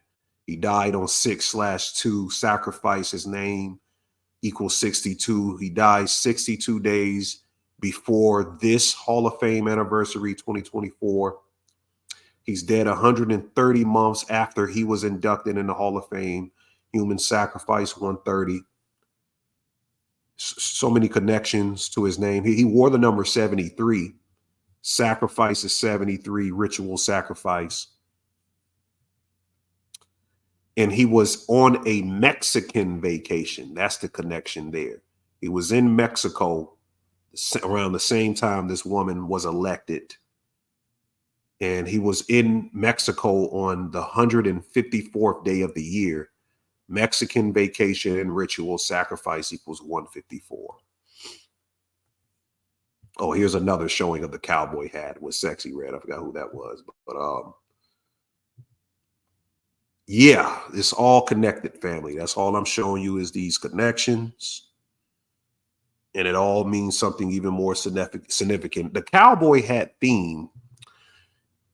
And I remember Jorge put this, I think, in my message on Instagram, or maybe it was on Skype. He said it could be showcasing Westworld, that we live in Westworld, and they're paying homage to the show Westworld, of course. If you haven't watched Westworld, it's basically telling people we live in a world where half the people that we think is real are actual machines or generated beings that are not real. And the whole reality of Westworld is to create a utopia that rich people can come and have fun and do whatever they want to do to these artificial beings. Do they look at us as the artificial beings? You know, it's the question. It's a question we should ask. The NBA Finals, a lot of rituals around this. A lot of rituals around the NBA Finals. First of all, they had this Asian guy doing a ritual, a kind of racist ritual, where he's wearing Kobe's face as a mask with a helicopter outfit. Where he's wearing the Lakers, the Kobe jersey with this helicopter outfit out in Asia. And I thought that was intentional for the finals, because the finals, the interesting thing is all centered around Kyrie Irving, and he's having a bad final so far. But Kyrie Irving, the last time Kobe was in the finals, he beat the Celtics. Kyrie Irving is playing the Celtics, and he used to play for the Celtics for like a year or two. But Kobe won his last championship when Kyrie Irving was 6,660 days old. Makes you think, are these people actual beings or artificial beings? Why are these numbers so in sync? I call them control numbers. Is this the Moonchild they speak of? Are all athletes and celebrities moon children controlled Kabbalistically by numbers? I'm just asking the question. Now, game one of the finals, we're about to be on game 3, so this is a little late, but it occurred 1,103 days after Kyrie Irving stepped on the Celtics logo. Remember, Kyrie Irving went out and stepped on the logo. Do I have that photo? I might not have that photo. Maybe not. Oh, here it goes, right? It's right in my face. Been doing that all day. So somebody corrected me. They said it was exactly the same day. It wasn't May 31st, 2024. They said it both occurred on May 30th when Kyrie got his bid to the finals. Was the same day they showed the Dallas Mavericks in the background. You know, that's insane right there. Kyrie Irving, when he played against the Minnesota Timberwolves, he scored 135 points total in the playoff series. Kobe Bean Bryant equals 135. The Boston Celtics have a total of 135 games played in the NBA Finals. That's crazy. That's crazy. Kobe died at 41 years old. The Mavericks last won their championship with Dirk Nowitzki. And Dirk Nowitzki wears the number 41. Kobe died at the age of 41, right? Dallas Mavericks in the finals. They last were in the finals 13 years ago, and the first game of the finals occurred 13 days before Dirk Nowitzki's birthday. Dallas in gematria equals 41.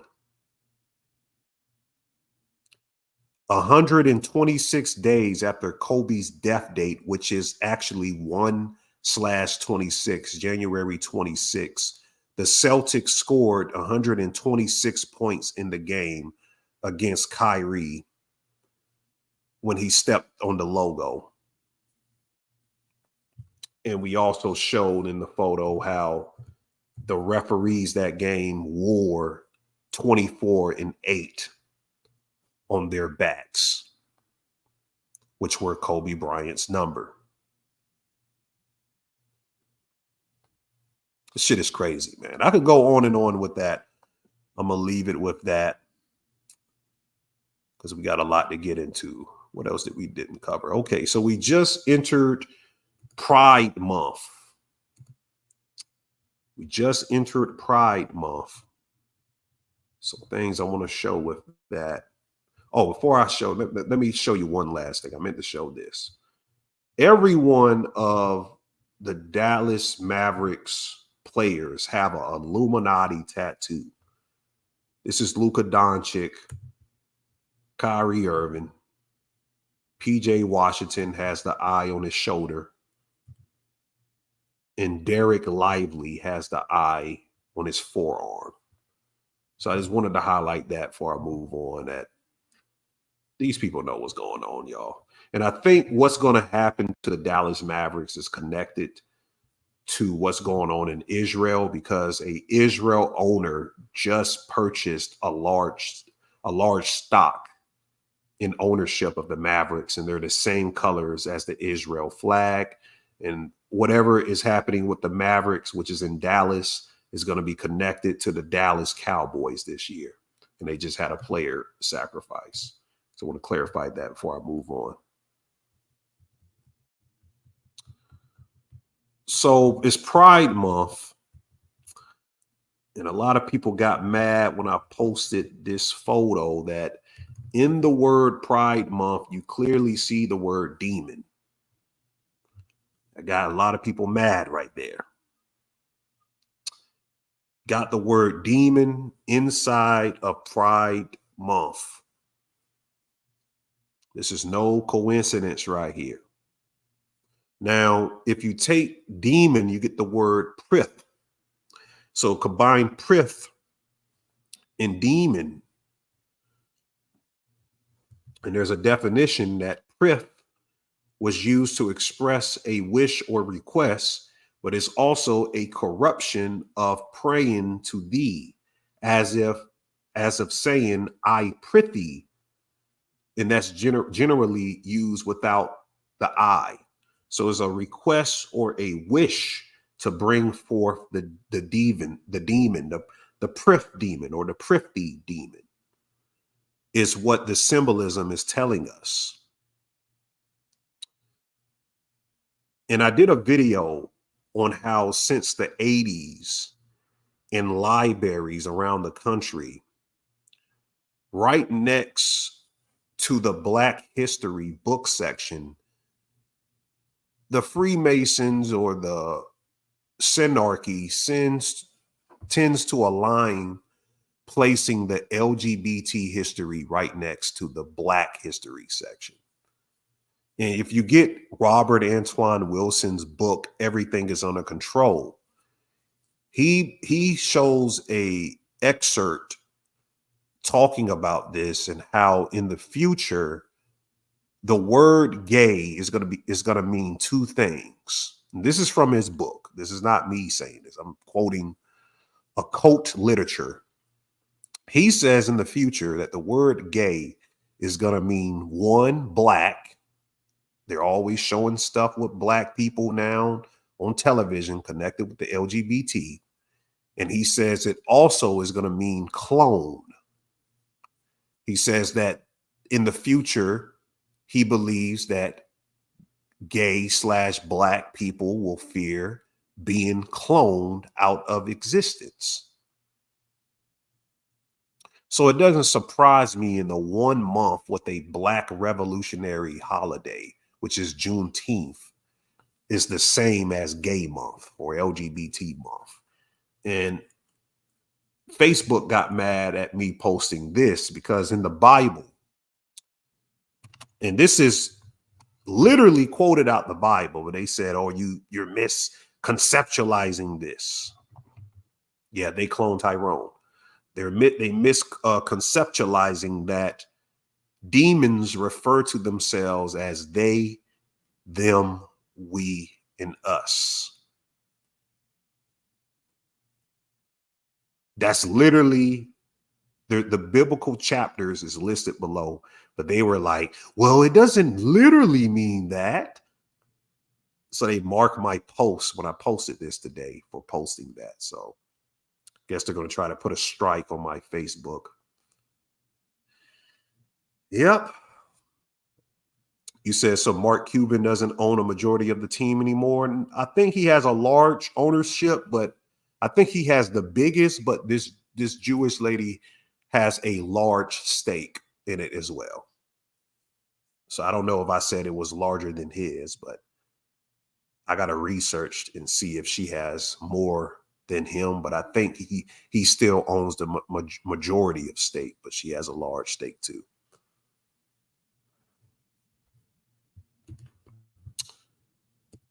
Speaking of LGBT, I've been recording the history of these rappers painting their fingernails.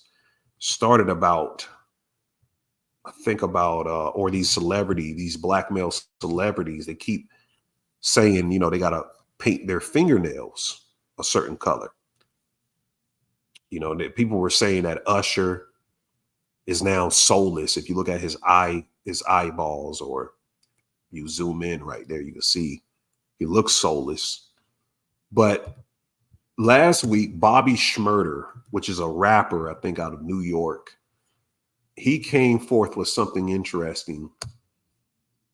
He says, stop asking me to drop music. American DSP doesn't allow real Bodmans on playlists because I don't paint my fingernails. So it's pointless. So until something is done with the people who own, runs, and manages these platforms, and he puts a lion emoji. So he's saying that you can't do anything in the industry as a black male significantly if you don't paint your fingernails. Now, I'm not trying to say that Bobby Shmurda isn't participating in that egregore, because we had a video of him last year or the year before in bed what seems to be another male. We don't know. But this LGBT member posted this, and they made him apologize. So we don't know these things. We don't know none of these things, but it's for you to be confused and to make a mockery of him. It's a humiliation ritual for him.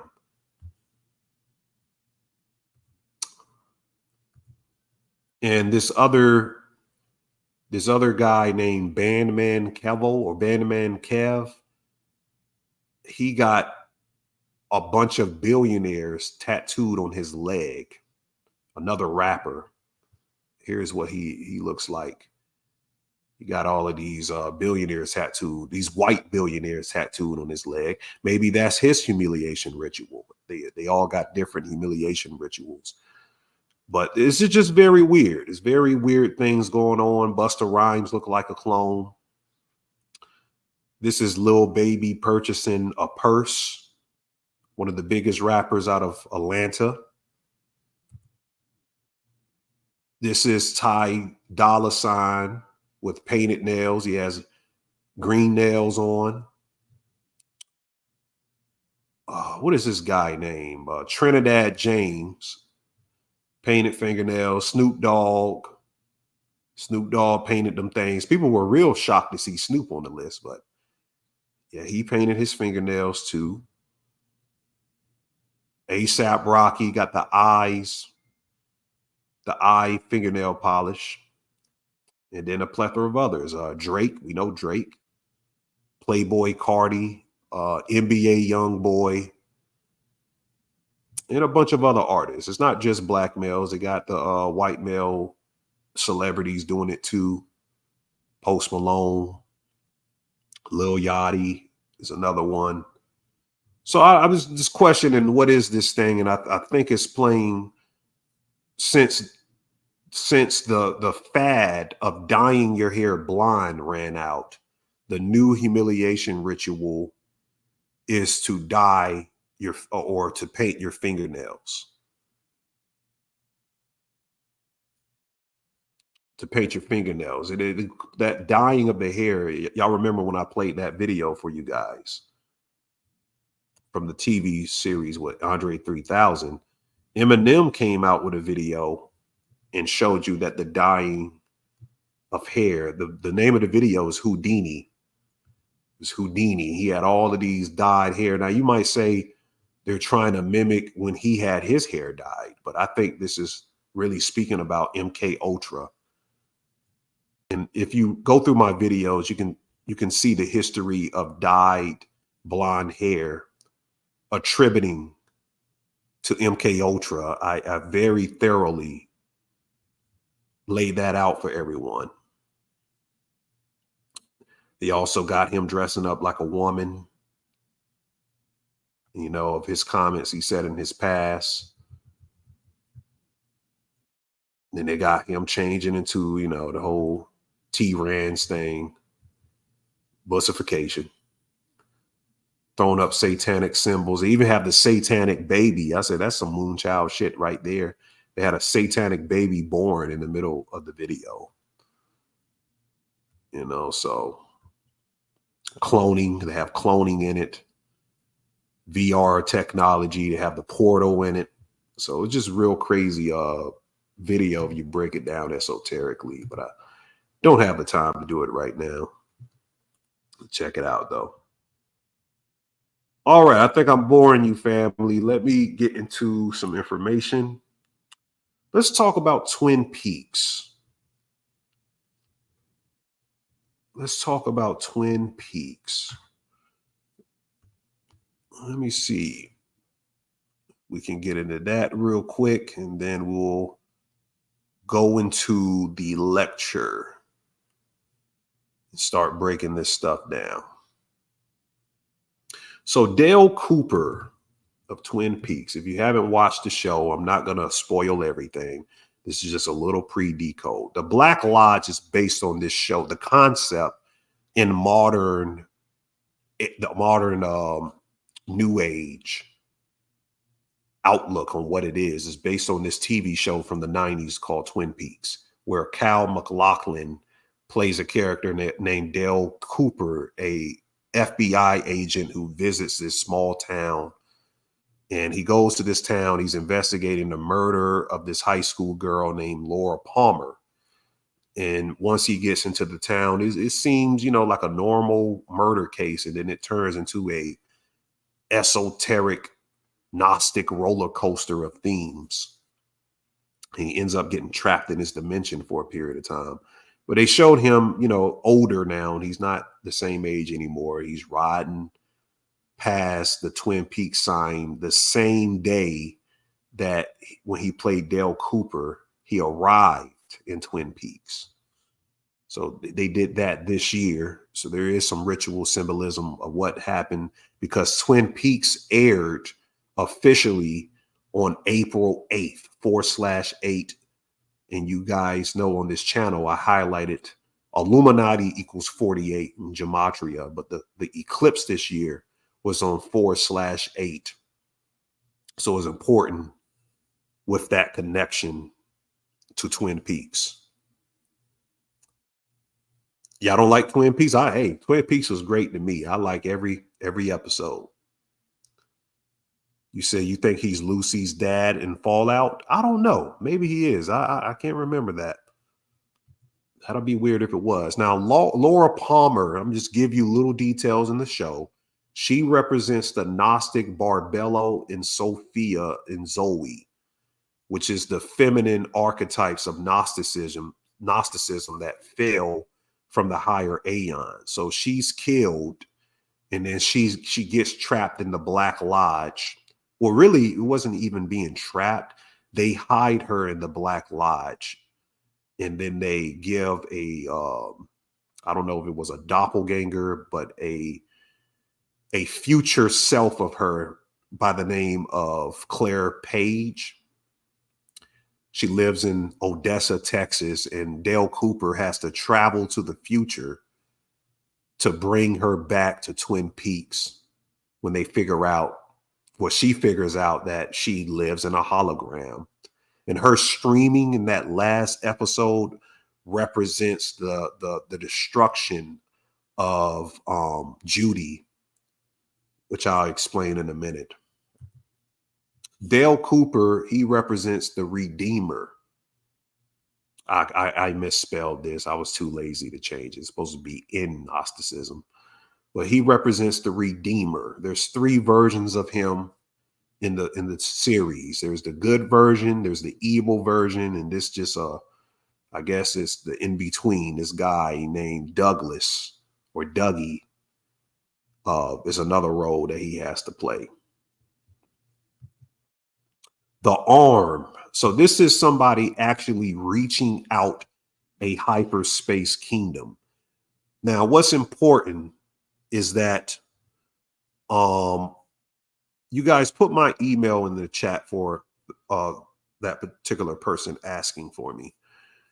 Dale Cooper, who is Cal McLaughlin, he also is Paul Atreides. I highlighted this on Patreon because I'm getting ready to do my Dune breakdown real soon. But Paul Atreides in the original Dune series is played by Cal McLaughlin. So you do have a connection with Dune coming out this year again. Is about to come back out this spring. He was the original Paul Atreides that everyone remembers.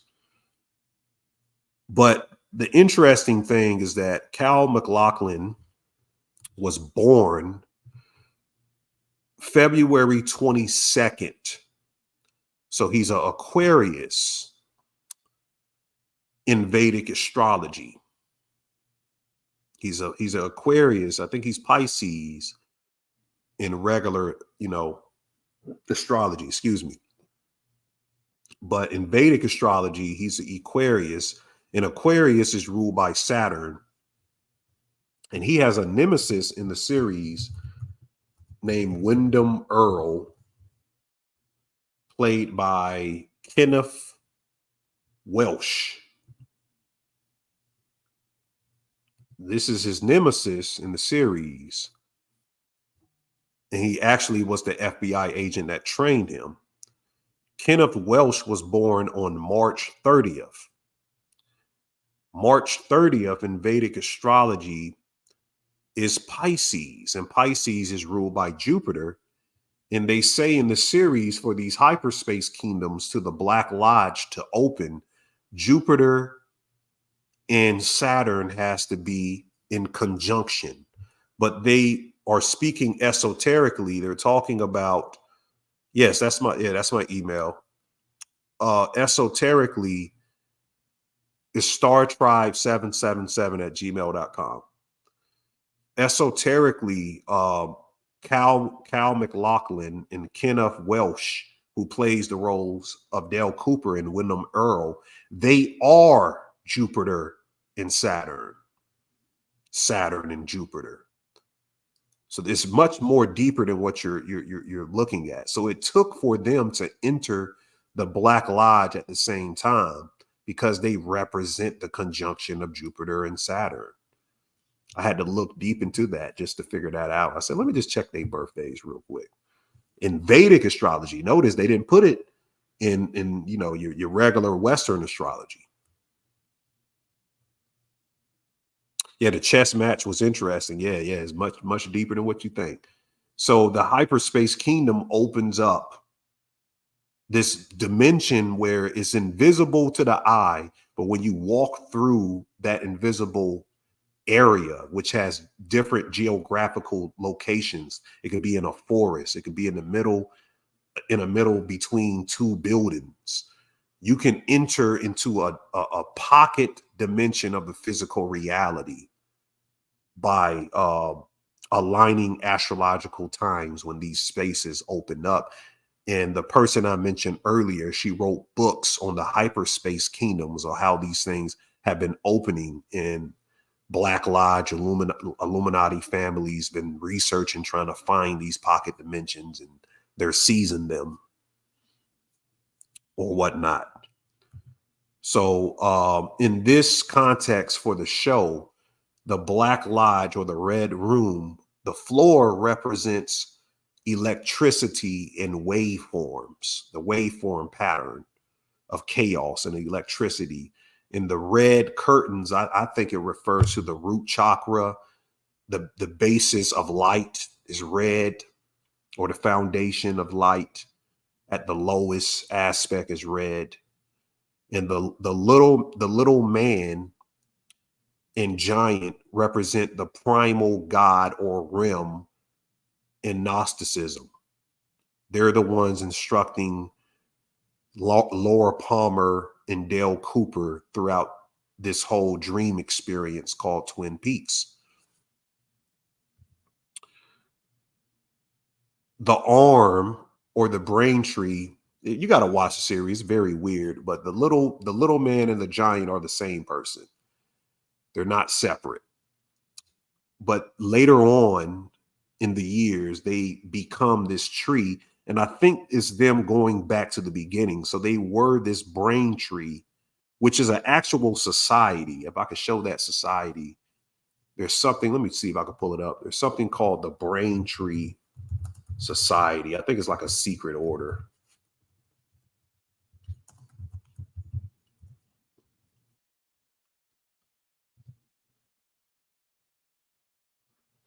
So yeah, there is a secret society. There's an older picture of it. I have it in my files. I don't feel like looking it up right now, but there is a Brain Tree Society. That's a secret order. I think it represents Kabbalah and Klepoth. I think this is the tree of death or the tree of knowledge at the beginning. It's playing an archetype of Moses or the burning bush, giving Dale Cooper direction throughout the maze. This is a picture of the hyperdimension opening. So it opens like a portal. In the series, when they first see it, it opens. Well, later on in the 2017 version, they show it. So it opens like a portal, kind of. And I thought that was interesting. So if you see this portal over specific areas, that means that a hyperspace kingdom is near. He said, bro, the tab's crazy. Got my OCD kicking in. I just want to close them joints. Hey, man, I mean, I got stuff open. I got things open, man. So time is a flat circle. Everything we've ever done or will do, we're going to do over and over again. One of the best TV lines. So now Bob represents this evil energy played by, I forgot this actor who played it. Y'all can put his name in the chat. And this is the doppelganger, the clone of Dale Cooper. Bob and the doppelgangers in the Black Lodge represent the archons and the demiurge. They come and possess people's bodies. They want to possess specific bodies that carry the light of the pleroma, which Laura, she was the perfect representation of the light. And Bob wanted to possess her body, and she would not give herself up to him. And that is what made him kill her in the end. He possessed her father and killed her, which is all esoteric. It's not literal, it's all esoteric. So there's this teapot that produces information in number patterns in the 2017 version. The guy played by David Bowie. David Bowie dies in the middle of playing this character. So they had to make clips of him, but his name is Philip Jeffries. I think David Bowie was a sacrifice for Twin Peaks. I'm gonna have to look into that. But this pot comes from Judy or Jaudai. That's another Hebrew word of what Judy is. Jiao Dai. I'll explain that in a second. But it's the manifestation into the lower aeons is what Philip Jeffries as this teapot represents.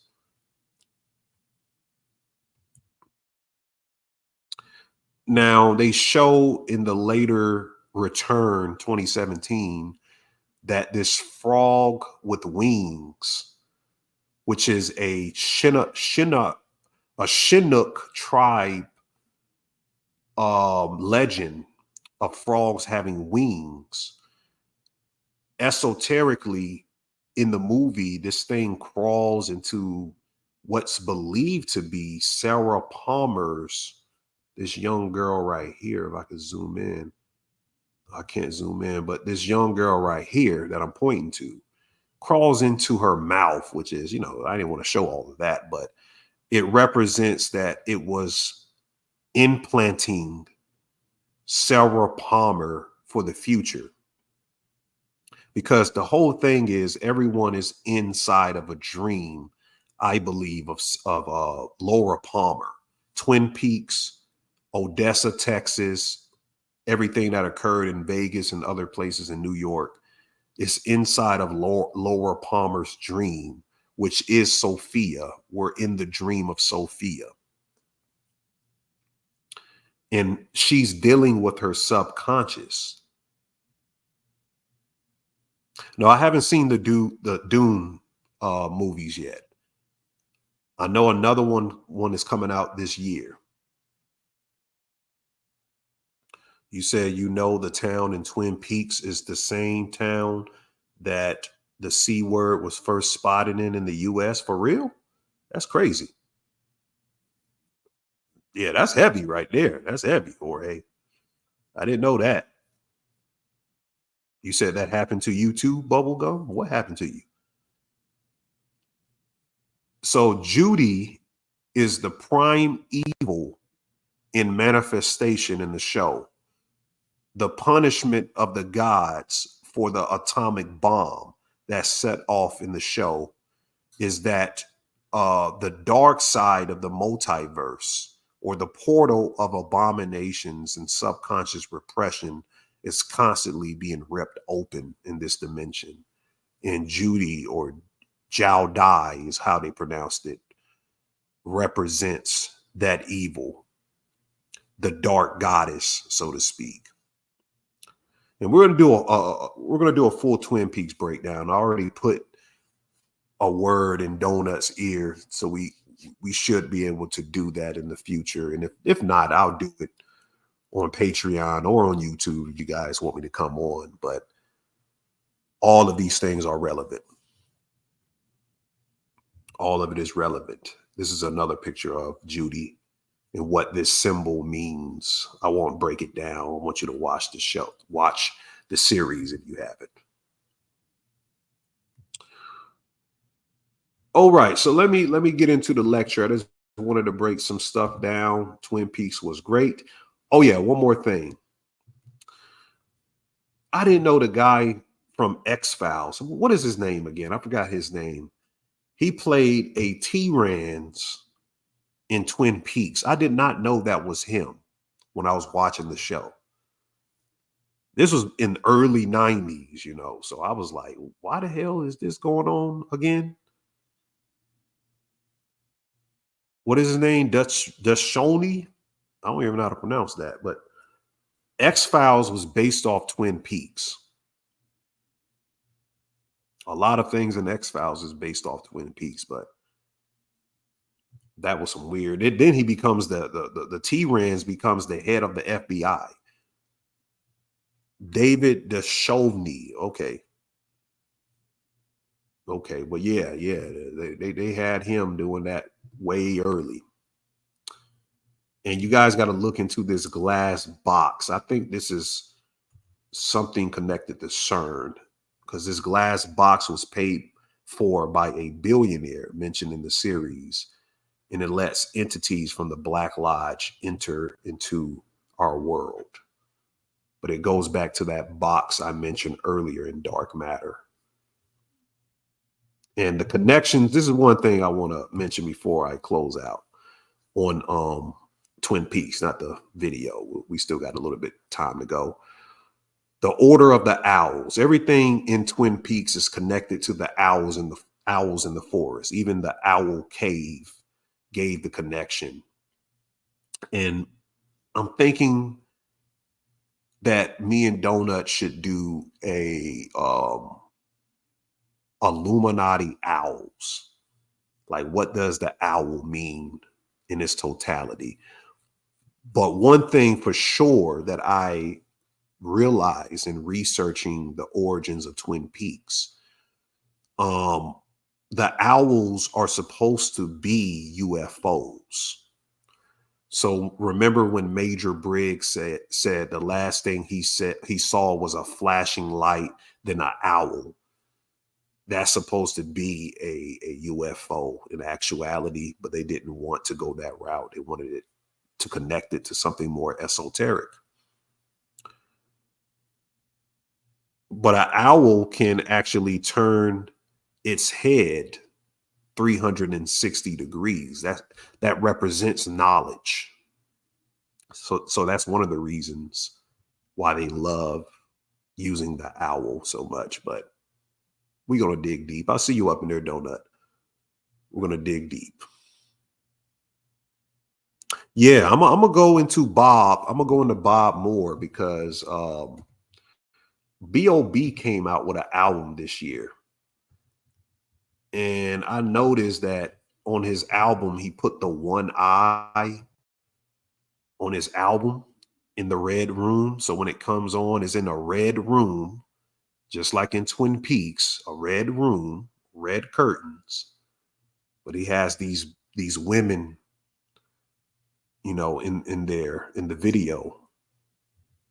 And I don't know. I said something on Patreon. I'm not going to say it on here, but you guys go on Patreon to know what I said. I ain't going to say it on here. I almost damn said that shit. Hilarious. Very hilarious. What did they do to Kate Middleton? What do you guys think they did with Kate Middleton? Some people saying she was a sacrifice. There was an article that came out, the Daily Beast, that Kate Middleton may never come back in the role that people saw her in before. What does that mean? You know, what does that mean? Y'all said, say it. Nah, I ain't gonna say that. That is what Patreon is for, exclusive content.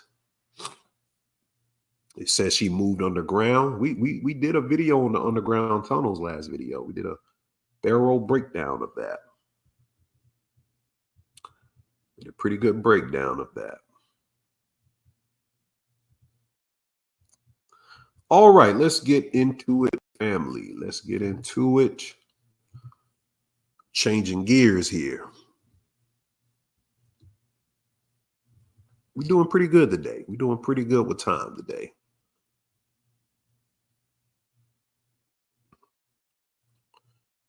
Let me see where I'm at real quick. All right.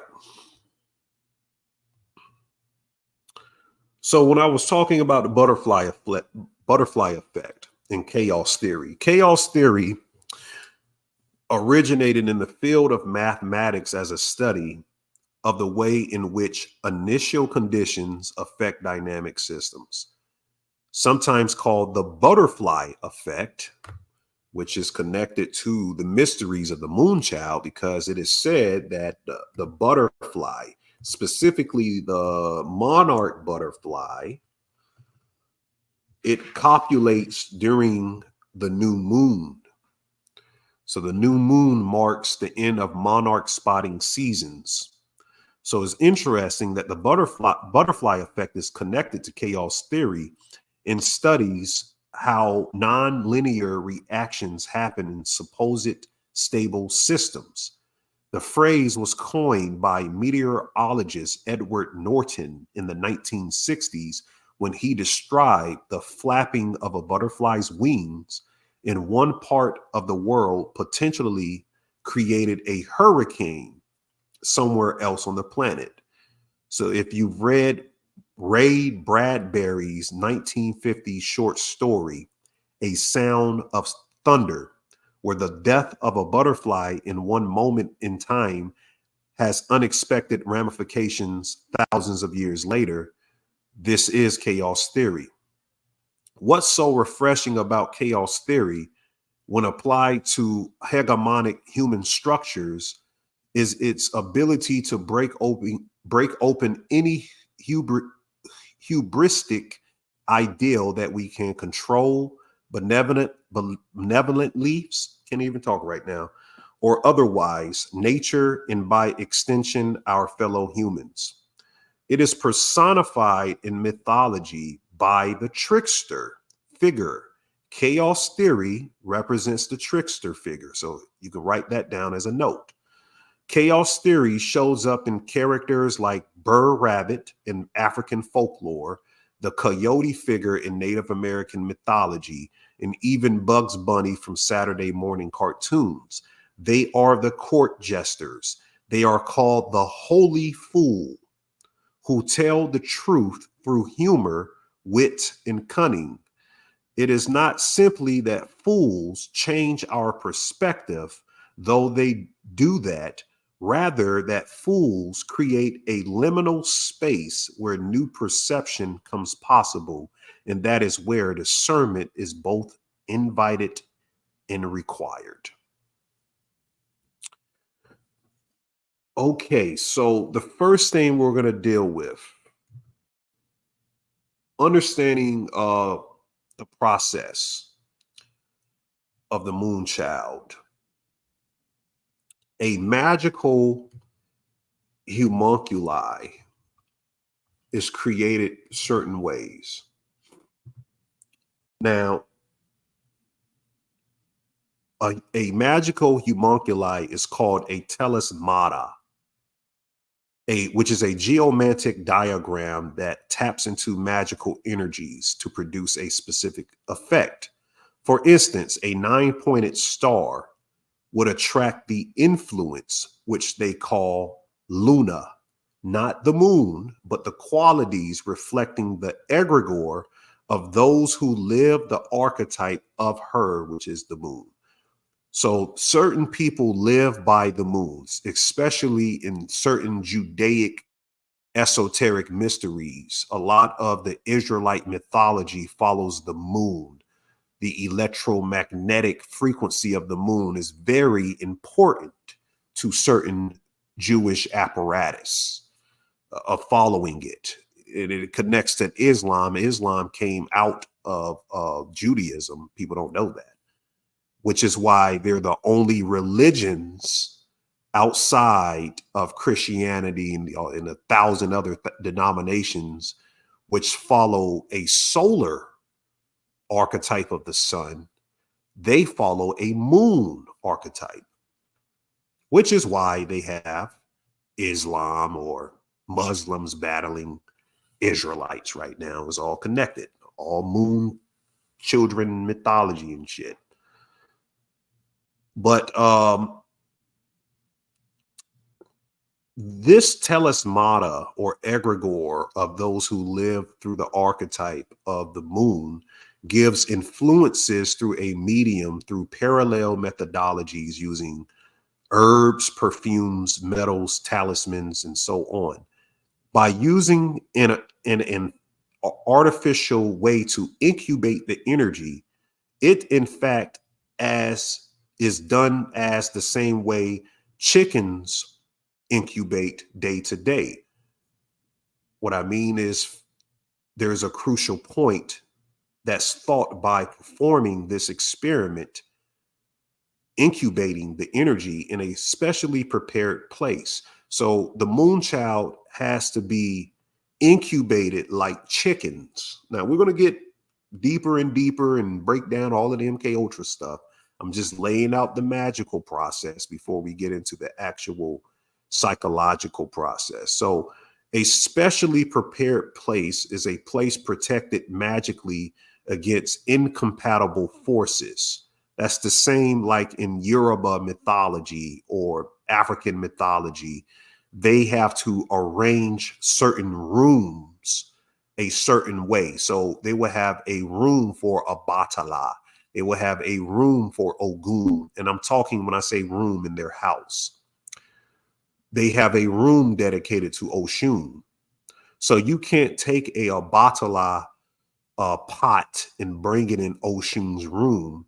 The people who practice that religion think that there would be consequences energetically in your life by doing so. So they're very superstitious about that. Also in voodoo and other practices of that aspect. So by invoking into that prepared place for the Moonchild, someone may force their desires through some type of tremendous, powerful being or angel or archangel to act on their behalf of the desires. And once they had conjurations which they thought were capable of doing this, then they will be able to cause the incarnation of beings of infinite knowledge and power who would be able to bring the whole world into light and truth. So what they mean by bringing the world in light and truth, once they invoke a magical homunculi to be stored inside of a person, whether it's the fetus within a woman before a child is born, or a actual person that's already living, they can bring down this energy, house it in the person. And there's ways in the study of psycho-spirituality, how to actually access the energy that you stored in that person. Someone asked me, does that happen in church when they get people, to come to the altar? And I forgot the specific question. It's on Patreon. But I told them that that is the beginning process to open a person up to be possessed by the magical homunculi or Moonchild. So it's a difference of that. Yeah, I heard of the Hilarion. I heard of that before. So you asking if Hillary Clinton is a Moonchild? More than likely. More than likely. I don't know if she's actually the granddaughter of Jack Parsons and all that type stuff. I don't know about that. But it's said that the Greeks, as you know, practice a kind of eugenics. Of course, all tribal marriage laws are primarily eugenic in intention. But like medieval magicians that we were speaking of, with their homunculus, the Greeks attached the greatest possible importance to the condition of the mother during gestation. What is this called? Have you guys ever seen the DreamWorks logo?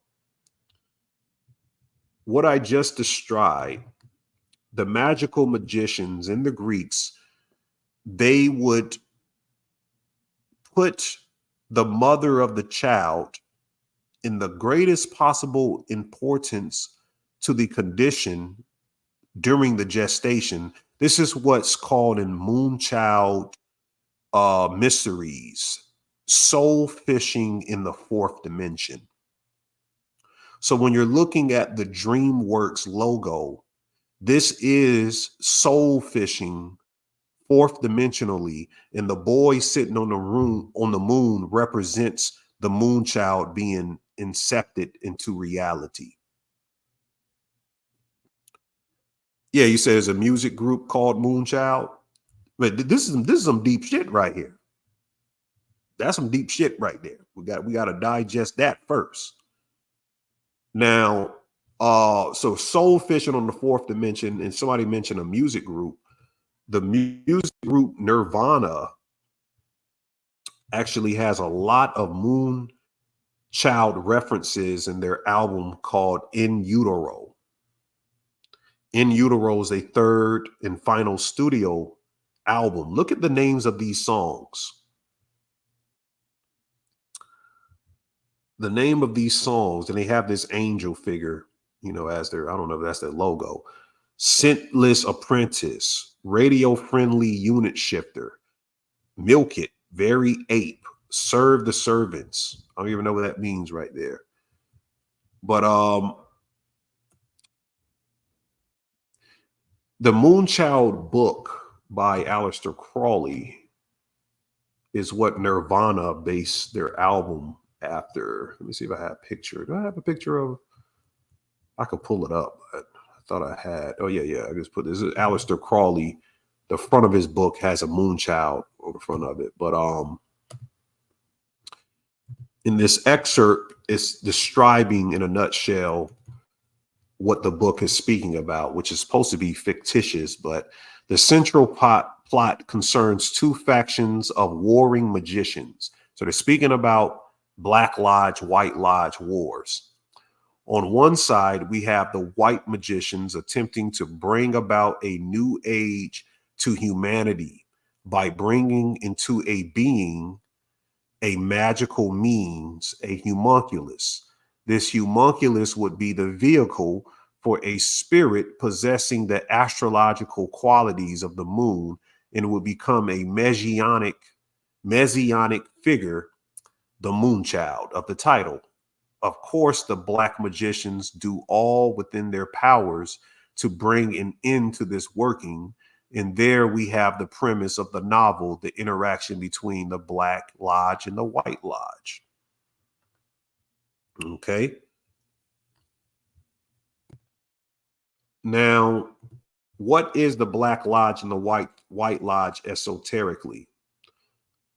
Let me explain that real quick. Where is that one? Damn, I don't even have that other photo. It's fine, guys. I set it up. Appreciate it. I hope this is informative to you guys.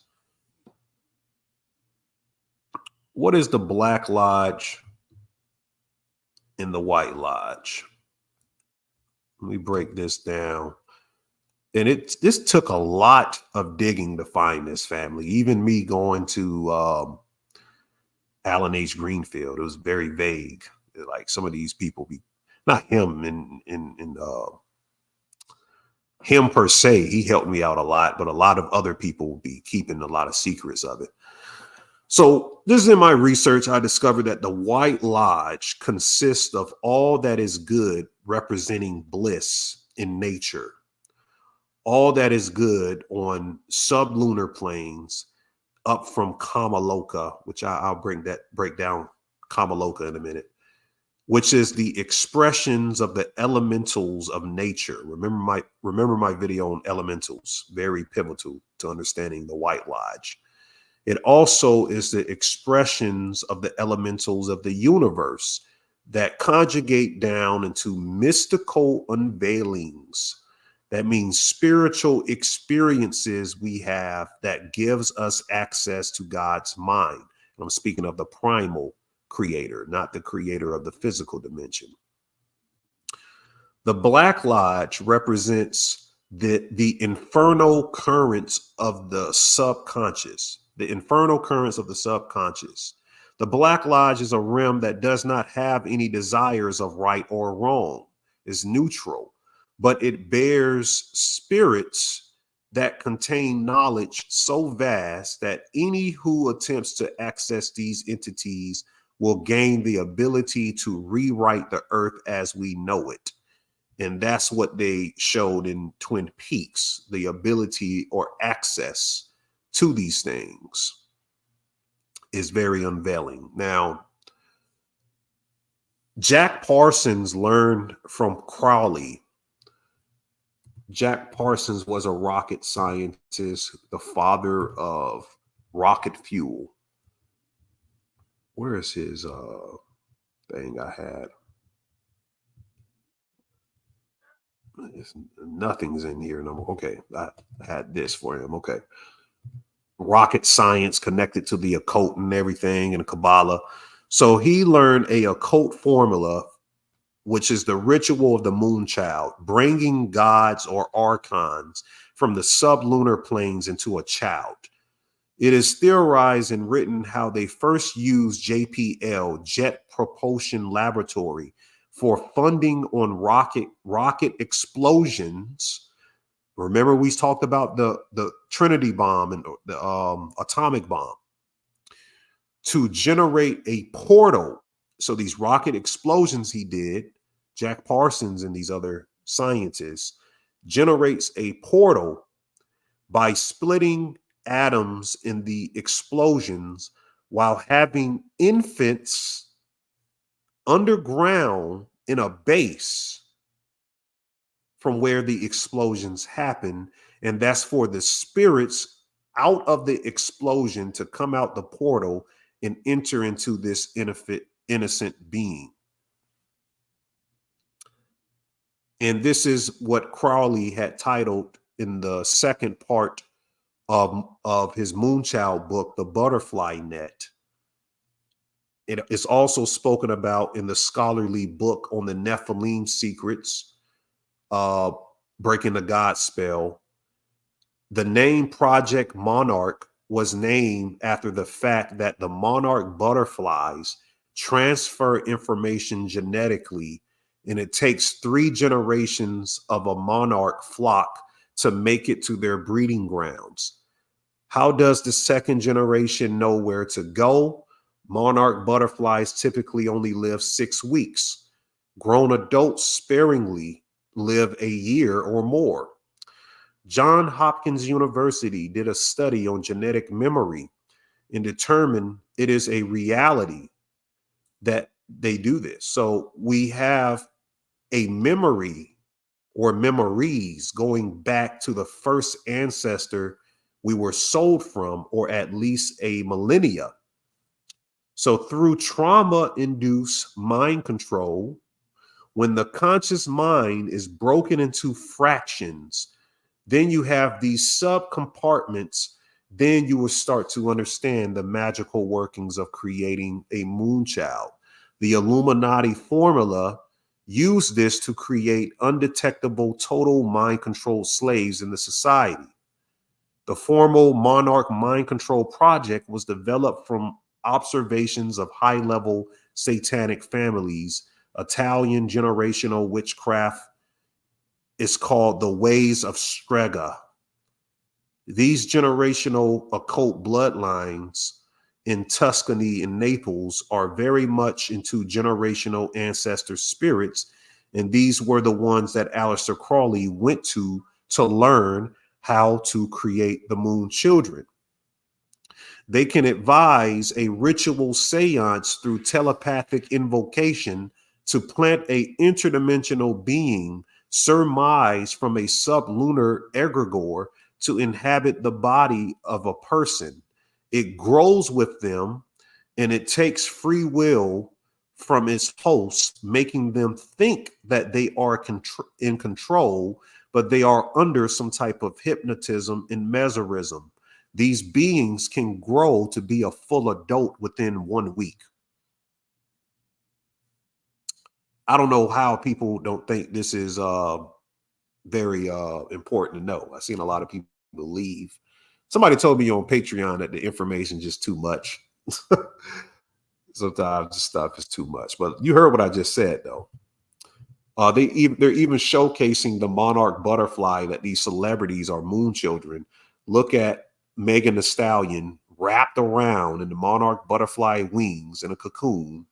They got the tree of death right here. They got the tree of life in the background. They got the moon right here. The moonlight is shining on her in these parts of the letter M that's supposed to be, Megan. This is the Masonic compass right here. And this is the 2 pillars, Jacqueline and Boaz. So they're showing you who the moon children are around here. Yeah, we're getting deep today. This is also known as the Babylon working. Parsons and a woman conceived a spirit world child from the 4th dimension. So the magical idea is to capture a soul from the 4th dimension. That's mentioned in the book in the villa. And the monarch butterfly learns where it was born, its roots, and it passes knowledge genetically to its offspring. So that's why it was a key animal that tipped scientists off on knowledge can be passed genetically. And the monarch program is based upon Illuminati and Nazi goals to create a master race in part through genetics. Now, that is in Breaking the Godspell book. Neil Freer is going into that. That's the Nephilim genetics. So if knowledge can be passed genetically, which it is, then it is important that parents be found that can pass the correct knowledge unto victims selected for the monarch mind control. The primary important factor for the trauma-based mind control is the ability to disassociate. It was discovered that this ability is passed genetically from generation to generation.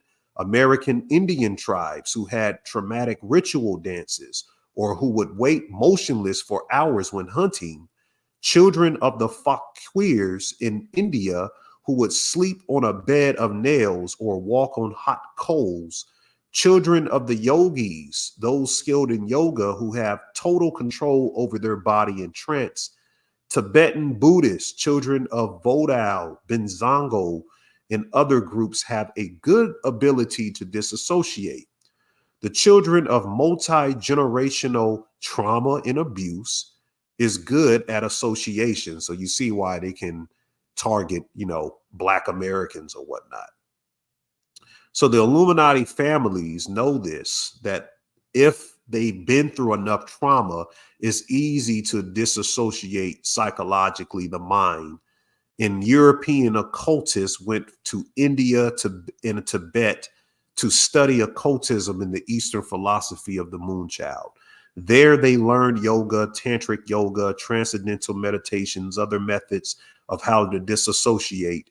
And these skills are passed on to their children via genetics as a test run to when their children are about 18 months old to determine if they can disassociate enough to be selected for programming or not. But the mind control slaves are created for different purposes, hierarchy or a non-hierarchy purpose, just to join in with the hive mind. They create mind control slaves who are to function within the Illuminati hierarchy. These slaves will usually have their genealogies hidden or will be created to have excellent cover lives to ensure that they aren't detected, or they will be given multifunctional programming, usually used to help program other slaves. That's interesting. The abuse will not be as physically visible as it will be on the bodies of slaves who are not born to be a part of the Illuminati elite. The expendable are the children of parents who were blackmailed into turning their children over to either CIA or other three-letter agencies. And this is all hidden. This is all truth. They've already did a lot of research into the monarch programming. So this ain't nothing I ain't making up nothing. You can look it up yourself. That these children have been sold by, the P word fathers or other parents. I can't even say that word. The programmers masters the program. Then with the expectations, they will be thrown from the freedom train when they enter the age of 30. The freedom train is a code word in monarch trauma-based mind control. To be thrown from the freedom train means to be killed. So to produce a Moonchild was called the Butterfly Net Project, named after the Monarch Project, is also an allusion to the Moonchild Project that butterflies are an allusion to souls, or what Christians call demonic spirits. The first stage is the initial ceremony, the utero traumatization. The second stage is to have a premature birth. The third stage is to provide intense love for the child for the first 18 months. And the fourth stage is to pull that love away and split the mind of the child permanently. The splitting of the mind Kabbalistically goes through an entity called chronozyme. I don't think we have enough time to know about the entity chronozyme. Well, that's if you guys wish for me to go into it, but I do have to get out of here soon. It's 9 o'clock. But anytime you see the number 333, chronozyme is near you. Now, I'm talking literally because Kabbalistically, chronozon is 333. And if you become aware of seeing the number 333, it is near your Merkaba. And Crawley unlocked chronozon in the 14th Aether, but he did it a different way. He became a power bottom in a homosexual act. But then that only means he's a son of a lower entity, so he does these things. Lower entities along Kamaloka. Kamaloka is the deepest depths of the astral plane. I don't have enough time to break it down how I want to, but I'll give you that.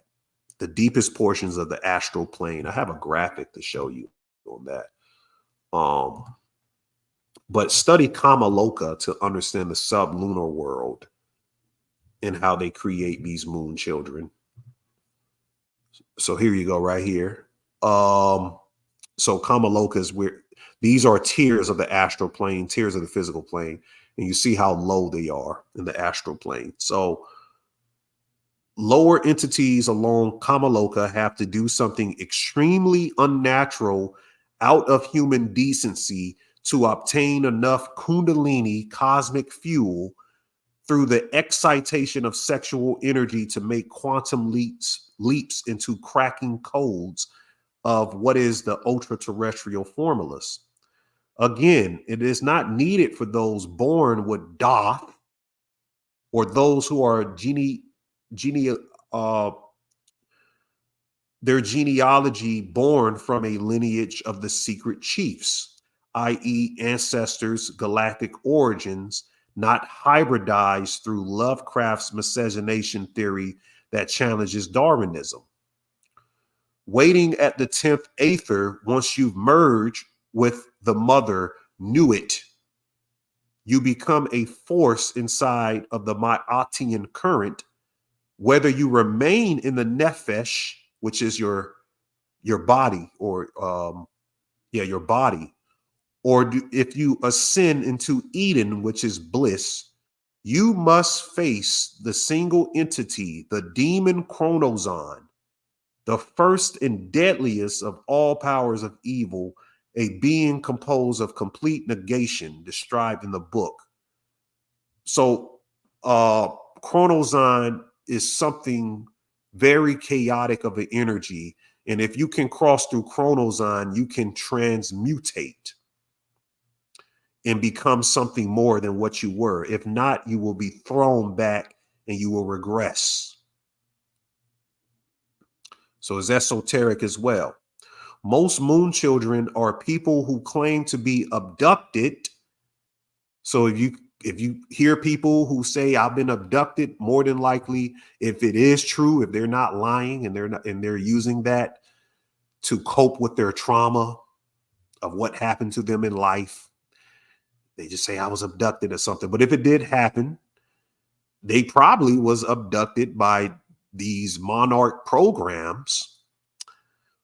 Or even if they haven't been abducted, if they've seen a bright white light and they lost.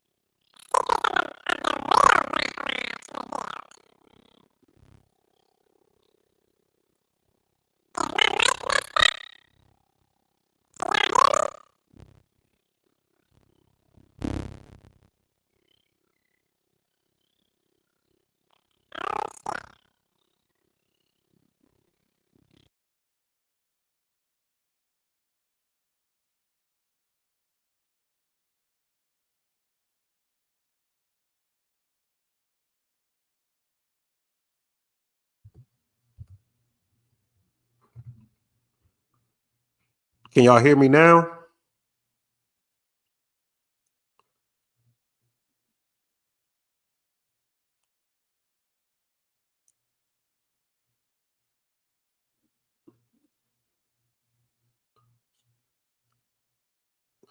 Okay, what was the last thing y'all heard? Y'all know they be messing with shit. I'm giving too much. I might need to get off here now. I'm gonna try to edit that out. Okay, bright light. The bright light abduction is probably people who were put into the Monarch program. There was people that was put into the Monarch program, and they didn't know, because there's no memory afterwards, and some of them don't mention it because they realize they did not go through the experience. But there is a sun child produced through the White Lodge as well. And I was saying, go get the book Secrets of the Real Black Lodge Revealed. The sun child is a metaphor for the children of light obtaining transmutation. That's the samadhi, bliss state charge implosion collectively out of the third dimension. Mark Stavish wrote a book on it called The Child of the Sun, Psychic and Physical Rejuvenation in Alchemy and Kabbalah. Making sure my mic is still good. He said, what happens if a Moonchild tries to break free from their programming? It depends. I don't know how deep in depth. You said the audio is tripping? What the hell is going on?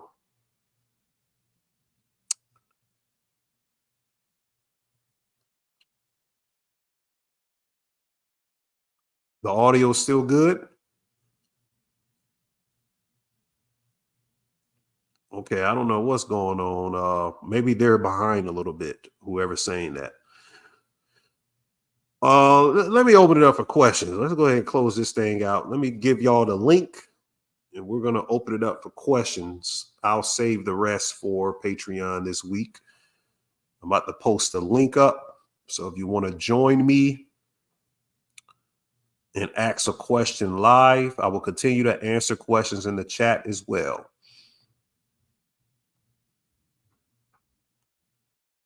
All right, here's the link. Yeah, I got to stop. I don't know what these people doing in my mic and shit. I don't want to mess up the whole video with all of that. But I'm going to open it up right now for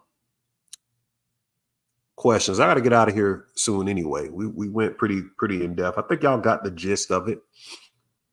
I think everyone got the gist of it. Just making sure anybody popping in here. And I'll continue to answer questions in here. You said it's good. YouTube was trying to make you sound like Alvin and the Chipmunks. God damn. It probably was distorting the connection. You said, okay, Sharon Rose, is samadhi the way out? Yes, it is. But once you obtain samadhi the first time, which is a charge implosion state, you have to continue to charge implode, because it's going to be harder to get to the next form of it. It's like facing a boss in a video game. It gets harder and harder. I think they messing with my shit again. Said, and then we talk about samadhi a lot on Patreon. You said, are you familiar with Fritz Springmeier work on MK Ultra? I am familiar with Fritz Springmeier, whatever his name is. He was on Donut's channel, I believe, and Brother Sanchez. So yes, I am familiar. Very much familiar with it. No problem, Ricky. See somebody join up in here. Okay, we got Brian. All right now, Brian, you're live. Peace, God. Peace, family. Peace, peace. What's going on with your brother? Everything is everything, my brother. I didn't have a question. I was just experiencing some audio problems on the YouTube side. Yeah. So, They told me. Yeah. They told me I was being attacked. They shut my shit down. So you know how it goes, Brian. Yeah. Once you went to the bright light, they shut it down. God damn. Yeah, it worked. They came to distort it and mess the video up. But I'm gonna try to see if I can edit that out. I'm gonna try to see that. But somebody said, are the spiders part of programming the Moonchild? There's something with spiders there's a book of spider called the Akbish in the Typhonian text that has something to do with some type of ultra-terrestrial formula. I'm not sure if they use it with the Moonchild, but there is a connection because the new American horror story is about taking a celebrity baby, and that's Moonchild type shit. Kim Kardashian is playing that role of, I don't know if she's the witch or she's the one being taken. Okay, I'm making sure nobody else in here. You said, yeah, they be playing games. Yup. You said you went through some experience with someone and compared it with fighting the big boss in a video game. My life since 2019 has been something hard. Yep. You said you would save that audio, bro. What you mean save it? If it's distorted, how do we save it? You mean this entire audio, or try to understand that? We have any more questions? You said, is the sun teal now? I'm not sure, Vernita. I don't even know what sun are we looking at today.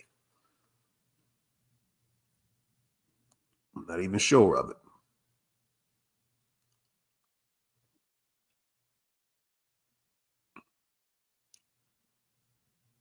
You said teal, right? You're talking about the color teal? I hope it's not from TikTok. These people on TikTok be coming up with some theories. Is the sun real after April 8th?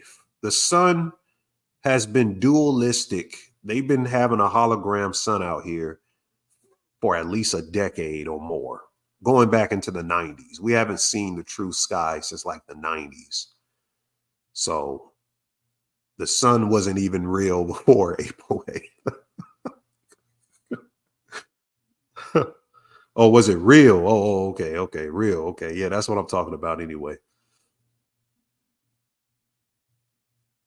You say use it for a song and slow it down. I don't even know how it sounds. Y'all only know what it sounds. You say you would leave the bad audio in the video? Okay. I might do so if it ain't that bad. If it's real bad,